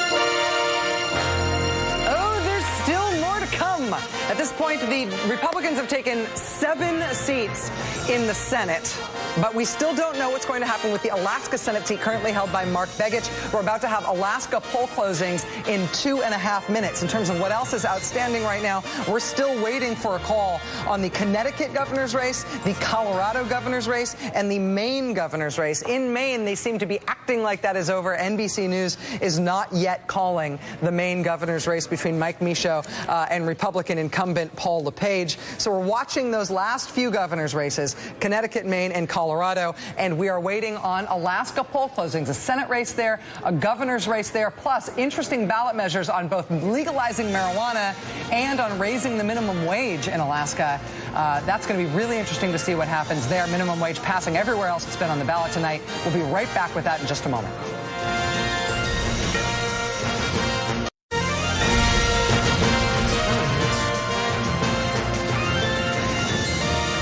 Welcome back to our live election coverage here on MSNBC. The polls have just closed in Alaska. I live for these words. The Alaska Senate race right now, NBC News is calling this too early to call between incumbent Democratic Senator Mark Begich and his Republican challenger Dan Sullivan. There's also a tight Alaska governor's race that we've been watching very close. Right now, the NBC News projection in the Alaska governor's race is that this one is also too early to call. The Republican incumbent there is Sean Parnell. He's running against an independent named Bill Walker. He had previously been running against both an independent and a Democrat. The independent and the Democrat decided to form a unity ticket to run against Sean Parnell. Interestingly, the independent and Democratic unity ticket endorsed by Sarah Palin, even though Sean Parnell was her Republican lieutenant governor.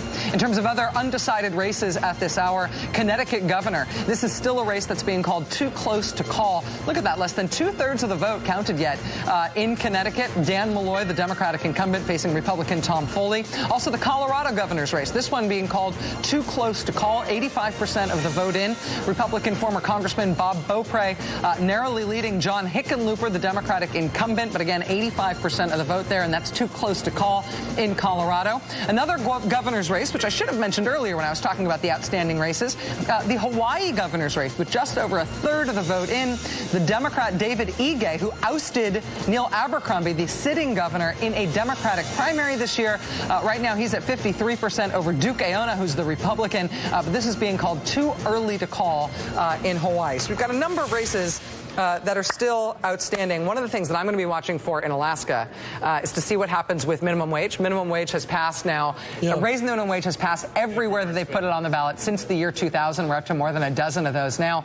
Also, Alaska may legalize pot tonight, and not just legalizing medical marijuana. They may be the full Colorado deal. The full Colorado, the full Washington, and now the full Oregon, which also voted to legalize pot tonight. It'll be interesting to see both if that passes and by what kind of margin, if that does anything to turnout. I should mention mention also D.C. Washington, D.C. also voted tonight on legalizing pot. It passed in D.C. Now is the question. That's adorable. Whether or not Congress allows DC. them to make their own law. The second-class citizens of Washington, D.C. Let's bring in Tamron Hall with a look at our exit polling. Our last call of the night from Tamron. Thank you. Hey there, guys. So many people have asked what's behind this wave tonight. Why did the Republican Party fare so well? Our NBC News exit poll tells us that there were three big factors, Chris, driving this outcome. Let's look at the first factor here. Republicans across the country, as you discussed on the panel, tried to tie the Democratic opponent to President Obama and his policies, and it seems to have worked here.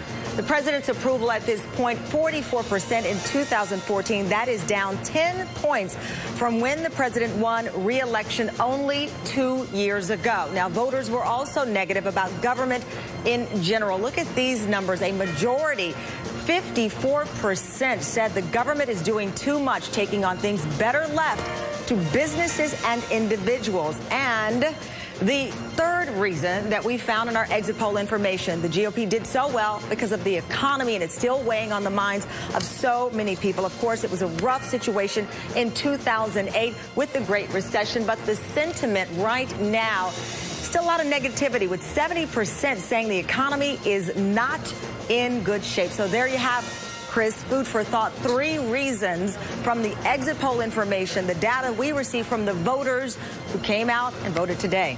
Thank you, Tamron, for that late report. Now, let me go to Maria. You seem ready to talk about that. But that's a conservative message. This time, it's a conservative electorate. Right. It's a midterm electorate with a conservative message. Well, exactly right. But I think one of the stories that will be able to unfold a little bit more, and Reverend, you can talk a little about this. This is the very first time that we have an election where the Voting Rights Act has been stripped. And what are those consequences? I was in Gainesville, Florida, a week and a half ago, where 50,000 students on campus on the University of Florida, their voting booth had been eliminated. What is that going to do when we actually start talking about voting lines, how long, the time tax, everything? I think this is a topic that we're going to have to unpack much more further, but it's an opportunity for us to really have a conversation of, yes, it was definitely your usual midterm white Republican older voters that went out to vote, but it was also the very first time that you didn't have the Voting Rights Act in effect. Reverend? No, I think that you're going to have any number of factors. But the first thing is we should not be in denial. We lost tonight. There was a wave. Now, why? I think we will have to unpack, as Maria said. I think the Voting Rights Act is a part. I think that a lot of the running away from the president is a part. I think a lot of the economy is a part. Because none of these races, in my opinion, the critical ones, were that huge a gap in terms of the vote that you couldn't factor in a lot of things. They're very close races for the most part. I think a couple of them were huge gaps or big gaps, but for the most part they were close enough that any one of these things could be factored in. The real question is going to be how do Democrats respond to that, because the Democrats, in my opinion, were not as aggressive as they should have been on voting rights. They certainly wasn't aggressive on defending a lot of the president's policies. And does the Republicans overplay their hand? If I were a betting man, and I'm not, I would bet tonight that some of the zealots in the party are going to see this as a license to drive a winning car over the cliff. Did you catch the language used by Cory Gardner in his victory speech? I am the tip of the spear. Yes. That's not exactly let's work together. Right. Yeah. The tip of the spear. Do we have compromise with you? To that point, do we have the soundbite ready? Actually, let me ask the control room. At this point, one of the things we've been talking about is what the Senate's going to behave like under Mitch McConnell, majority leader, and how they're going to work with President Obama, and whether or not this is all about governing, which I think is nonsense to expect from this Republican Party. This is what Senator Ted Cruz of Texas said on Fox News tonight in terms of what is going to happen in the Senate now that it's under Republican control. Kumbaya, everybody. Well, I think that is one of the biggest differences we're going to see with a Republican majority is finally meaningful oversight of the Obama administration from the U.S. Senate. For 6 years, Harry Reid has been President Obama's most important protector, and he shut down the Senate. There's been essentially no oversight. I hope we begin serious, careful, systematic, sober hearings examining executive abuse, regulatory abuse, lawlessness, abuse of power, whether it is the IRS wrongfully targeting citizens, whether it is the debacle of Benghazi and 4 Americans who lost their lives and why more was not done to save them, or whether it is the lawlessness that has pervaded Obamacare as the president and the executive branch has tried to pick and choose which laws to follow. I hope we see serious Senate oversight on all of those fronts. I rest my case. No, it's okay? not. I rest my that's case. Him. That's this guy is bad news. He's Joe McCarthy. He's Joe McCarthy. Let me just tell you, I'm just going to go through what he said there, which is really untrue. Yep. First of all, regulatory abuse to this guy means any regulation. Lawlessness, what's he talking about? Lawlessness, abuse of power. These are impeachable offenses. Where's this lawlessness coming from? What's this? Benghazi. The man makes these McCarthyite charges against everybody. This is what he does. I don't think he's typical. If I thought he was a typical politician, I'd give up paying attention to politics. I don't think that's what most politicians are. You guys sit around and say all Republicans are as bad as the worst Republicans. No. These are the worst. This is what I'm saying. I'm saying that he will substantively call the shots in the direction the Senate chooses to behave, because he has before, because he did with the shutdown, and now he's going to be running for president, which is going to give him even more incentive to, and it's going to give the other people like Rand Paul and people trying to outflank him and Marco Rubio also incentive to rush to the right. You think they'll all be magnetized to the most extreme destructive position? They're going to win a primary. I mean, maybe I'm wrong, but that just seems like speaking to Republican voters until for a long time. Anyone of you, I mean, we're all trying to figure out the future. Does anyone here, we're just pundits, does anyone think that this man who we just heard can be the Republican nominee for president? Does anyone seriously believe he can? No, but I think don't just put your hands there. But You believe Chris, it's plausible? Yes, I do believe it's possible. But Chris, I Do you believe think it's he plausible? can. Oh my God, you live the worst case scenario. What do you think it's going to be? I think that he can shape how the nominee is chosen, and he could possibly be the nominee. But I think he can set the climate. The narrative, that's exactly right. Everybody's going to have to debate in his climate. I mean, he was just and asked, I think that's the problem. I mean, he was just asked whether or not he supported Mitch McConnell for majority leader. He couldn't say yes. Right. I'm going to blow your minds. Let me go back to Howard. Howard, help me out here. Is it this bad? Am I surrounded by this bad news? Howard, is it this bad that Ted Cruz could be the nominee? I'm going to break the tie here. I think it's a tie. Blow our minds, Howard. Okay, I think that Ted Cruz is Mitch McConnell's worst nightmare. I think so. Mitch McConnell's great night tonight is that he's now the majority leader. And by the way, let me also point out that Alaska matters and Louisiana matters because both Tom Daschle and George Mitchell, 2 former majority leaders that I spoke with tonight, said that there's more difference between 51 and 54 than just 3. Because if it's 51, as Lawrence O'Donnell was pointing out, any one senator, they're all prima donnas to begin with, any one senator can hold up the majority leader, imprison him or her.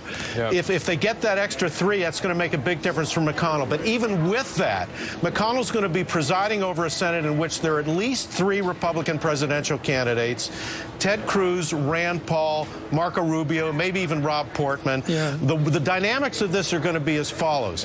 Ted Cruz is going to be grandstanding every minute of the day. He's going to be making life miserable for Mitch McConnell. Rand Paul has already told Mitch McConnell, I know this because Rand Paul told me this, that Rand Paul wants Mitch McConnell to try to do a deal on immigration. He's going to try to push and help and protect the flank of Mitch McConnell if he can on immigration.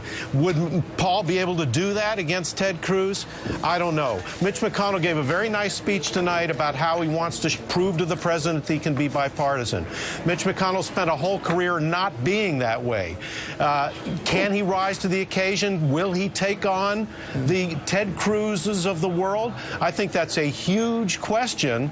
And if I had to bet, I would say that McConnell will gingerly try to do it, and he'll have a confrontation with Ted Cruz early on. I don't know how it's going to come, but I predict that McConnell will do that. He may blow up the Senate in the process, which he certainly won't want to do, but he's not going to have any other choice. Otherwise, Ted Cruz is going to run circles around. Who are you betting on? You know these guys really well. Are you betting on McConnell being the guy we heard tonight or the mad dog that just wanted to bring down the house, like Solomon a couple years, 6 years ago? The irony of it is, Ted Cruz, by his obstreperousness and by his drive, may force McConnell, even against his will, to try to play more of the cohesive statesman, because that's the only answer to Ted Cruz. The only answer to Ted Cruz is to civilize the rest of the Senate, and that's the only way to do it. That's the only way to do it, and he'll probably have Marco Rubio and Rand Paul on his side as he does it. I mean, the Senate is going to be a fascinating theater of Republican presidential politics, with Mitch McConnell in a kind of ringmaster role that I don't think he ever anticipated. May I jump in just for a moment here, because we have a new call to make. This is a governor's race in the great state of Hawaii, which previously had been too early to call. The interesting thing about this Hawaii governor's race is that Abercrombie had been the incumbent governor, Democratic governor in Hawaii. David Ige beat him by something like 30-something points in the Democratic primary in Hawaii, and then went on in the general election against Republican Duke Aona. This was not one that they knew was the Democrats were necessarily going to run off with, but NBC News now projects that David Ige, the Democrat, who President Obama did campaign for, Hawaii, home state, get it? And he will be the projected winner in the Hawaii governor's race. There's lots more ahead, including some outstanding races, including the Connecticut and Colorado governor's races. Alaska Senate and governor both too early to call right now. And as promised, I have something that will blow your minds. And I haven't been able to tell you yet, but I will in just a second. And I swear, if you don't look it up in the commercial break, it will blow your mind when we come back. Okay? Okay.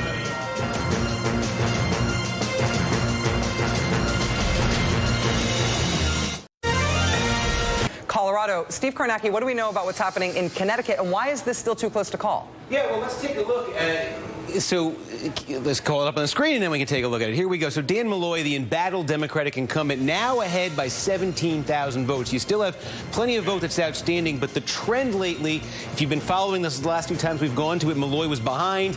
He made it even. Now he's pulled ahead. What's happened is the late vote here in Connecticut, the outstanding cities and towns seem to be more Democratic than Republican. Malloy's been able to pull ahead. I can just read you a list right here of some of the places we've still yet to hear from. 2/3 of the city of Hartford, not reported yet. Wow. Norwalk, this is a big Democratic area. Half of the city of Stamford, down on Route 195. West Haven, right outside New Haven, overwhelmingly liberal Democratic area. So there's a lot of Malloy areas left out there. Malloy did not declare victory earlier, but he did speak to his supporters. He said he expected to be declaring victory soon. One number to keep in mind, this is a rematch. These two ran against each other in 2010. In 2010, this was one of the closest governor's races in the country. The final margin was 7,000 votes. You see, as we say, Malloy now up 17,000. So you start calling him Landslide Dan at this point if this holds up. I want to say one other thing, though, because we've looked at, tonight we've talked about New England. We have a Republican winning in Maine. We have a Republican in Massachusetts. We don't know exactly in Connecticut. I do want to say this as a son of southern New England. When we look at Massachusetts, Connecticut, and Rhode Island, and we say, oh, my goodness, the Democrats are struggling there. They've lost Massachusetts. I do want to point out this is the 5th time in 7 elections that a Republican has been elected governor of Massachusetts. If Dan Malloy holds on to Connecticut tonight, it is only the 2nd time in 7 elections that a Democrat's been elected governor of Connecticut. And tonight, with Gina Raimondo winning in Rhode Island, this is the first time since 1992 that a Democrat's been elected governor of Rhode Island. These are overwhelmingly Democratic states, and what that does in all of them is it creates an opening for Republicans to come in there, as Charlie Baker did in Massachusetts in this campaign, and say, let me be the chaperone.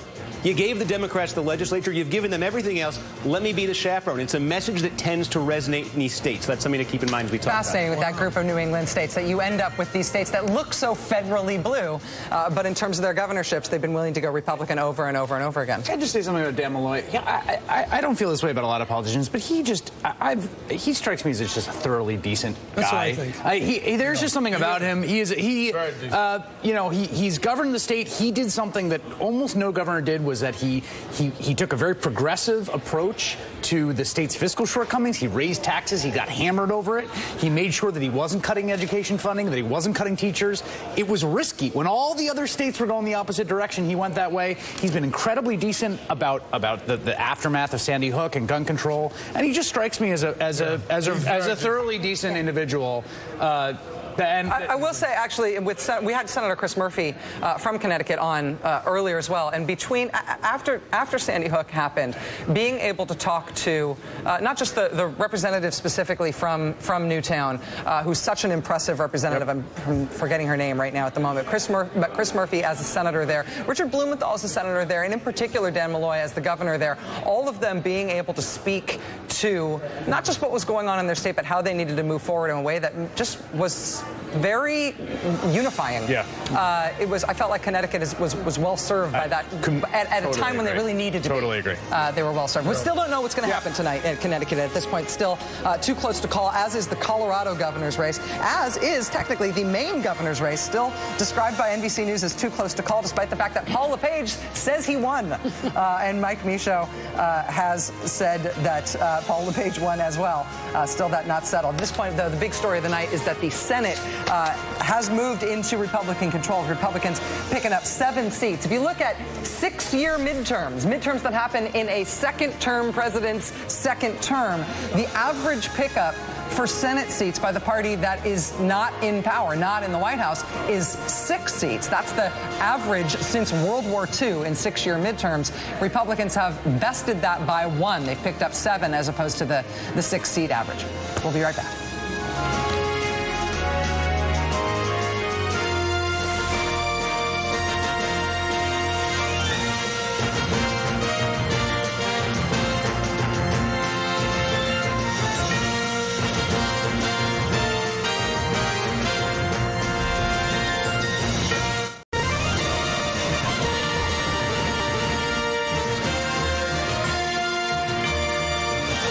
Some folks still don't think I spend enough time with Congress.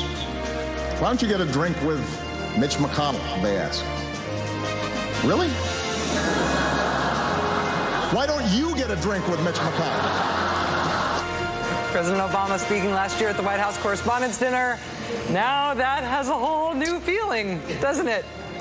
Now that Republicans have become the majority party in the Senate, they get to pick the chairs of really consequential Senate committees. Here are a few Beltway predictions about who might get those plum jobs. As the most senior Republican on the Senate Armed Services Committee, Senator John McCain is next in line to be chairman of Armed Services. North Carolina Senator Richard Burr, the ranking minority member of the Veterans Affairs Committee, he would likely assume that chairmanship. But he's also next in line over at the Intelligence Committee, so we'll see. The current Republican ranking member there is Senator Saxby Chambliss, but since Senator Chambliss is retiring this year, that means that Senator Burr has been floated as possible Intel chairman. Because the political gods have a sense of humor, longtime climate change denier Senator James Inhofe is reportedly up for the chairmanship of the Environment and Public Works Committee. We'll see if that committee keeps the word environment in its title if he gets to be the chairman. That would put him in charge of dealing with climate policy. And he's got interesting ideas on climate policy. Senator Ted Cruz of Texas is likely to be named chair of the subcommittee on science and space. So that opens up a host of possibilities for how partisan science and space can become in terms of the Senate chairmanship. I think the real hoot was environment.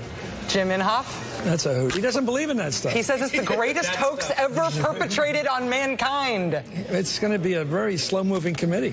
I love the idea. You know how glacial even.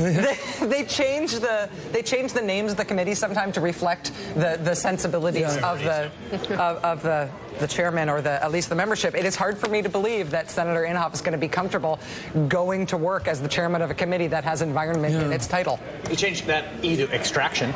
Extraction, right? Or Dominion. How is Ted Cruz going to be, I admit he could be creative. How's he going to use that science committee to attack Obama on Benghazi? You never know. He's going to find a way to wheedle it out there.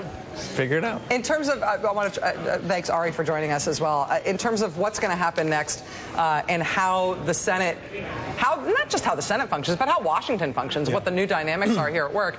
I mean, there's one level of this is happening textually when Mitch McConnell says what he is going to do. But then there's what everybody's reading into it in terms of what sort of incentives Mitch McConnell's going to have for his party, for the chances of his party taking over the White House, for his own longevity as majority leader? What kind of incentives are going to be driving him? Well, I think, as we know, you have a huge dose of this that's going to be politics. You mentioned the sort of creative novel writing exercise of how do you fit Benghazi into anything, and there's a lot of that, but there certainly are places where policy matters. Alaska Senate race had a lot of talk about the fact that Murkowski would take over the oversight of the interior, which they care a lot about in that state. You look at someone like Senator McCain. He cares deeply about these as policy issues. He politics on them, too. But I think him getting back in what he considers a driver's seat to push foreign policy and Pentagon policy is important to him.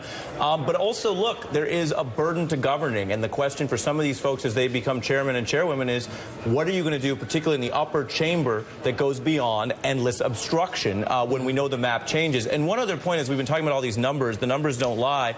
The national favorabilities here on the parties are still really interesting. Yep. Democratic favorability, 43-54. Republican, 39-60.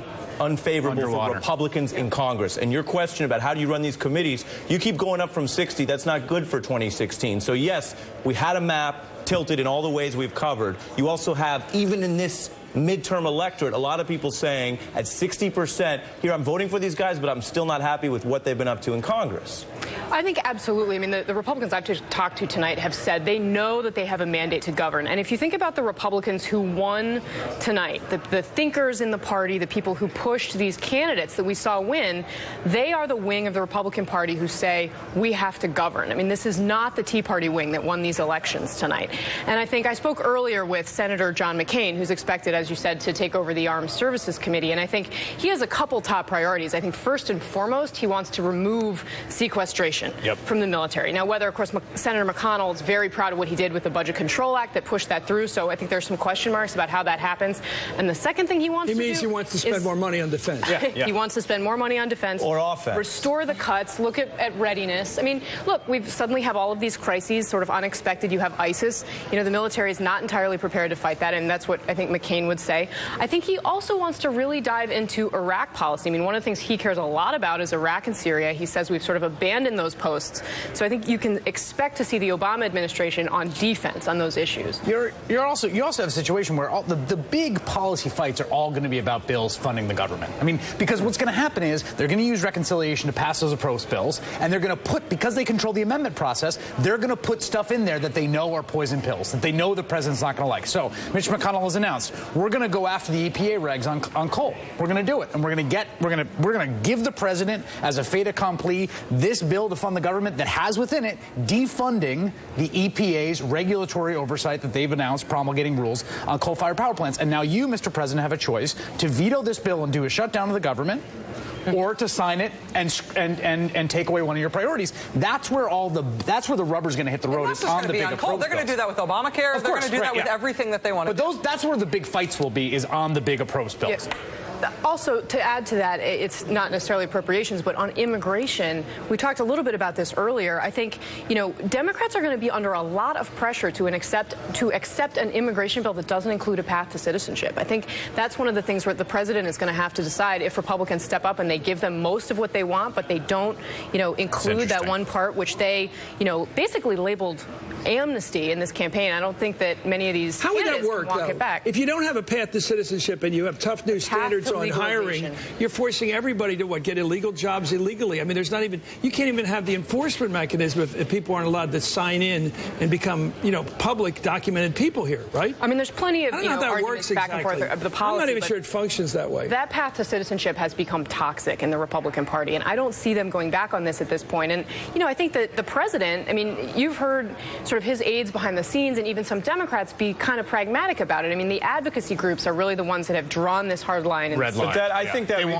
that reads the future into history, and I think politics is the opposite. It's the future. So you've got a 30-point gap spread here with Latinos going towards the Democratic Party, but only 8% of the electorate being Latino. We all know that changes next time. So I think it's the opposite. These guys can read the numbers, they read the polls, they know that share is growing, and they have to figure out how to warm up. Not necessarily through policy. There may be no immigration vote, but they certainly can't be this cold and this border security oriented if they want to do anything in the next cycle. Yes, they can. They can, as long as they prevent anything from happening on immigration, so that Latinos continue to be frustrated with with Democrats for not being able to get it done. If they can hold down Latino enthusiasm for Democrats, they know they're never going to win over the Latino vote. That's just not going to happen while any of us are alive, and Casey's only 14. Right. It's just never, ever going to happen. And so the incentive is to do nothing, and it will continue to be to do nothing for a very, very long time. Which is why I think there's a strong political case. The president should go big on whatever action he takes.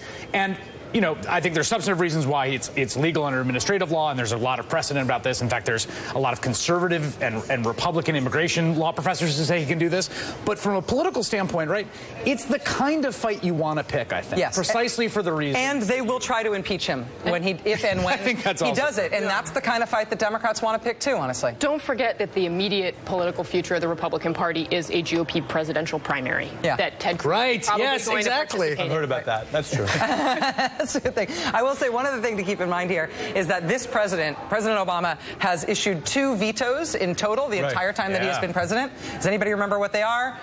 No. Water bill? One of them, no, it wasn't even that. One of them was a typo in that the Congress passed a continuing resolution because they didn't think they were going to pass a spending bill, and then they passed the spending bill. So then they had both. They were redundant. And so President Obama vetoed one of them. Not exactly a landslide. The other one was literally a bill about notarizing your mortgage documents.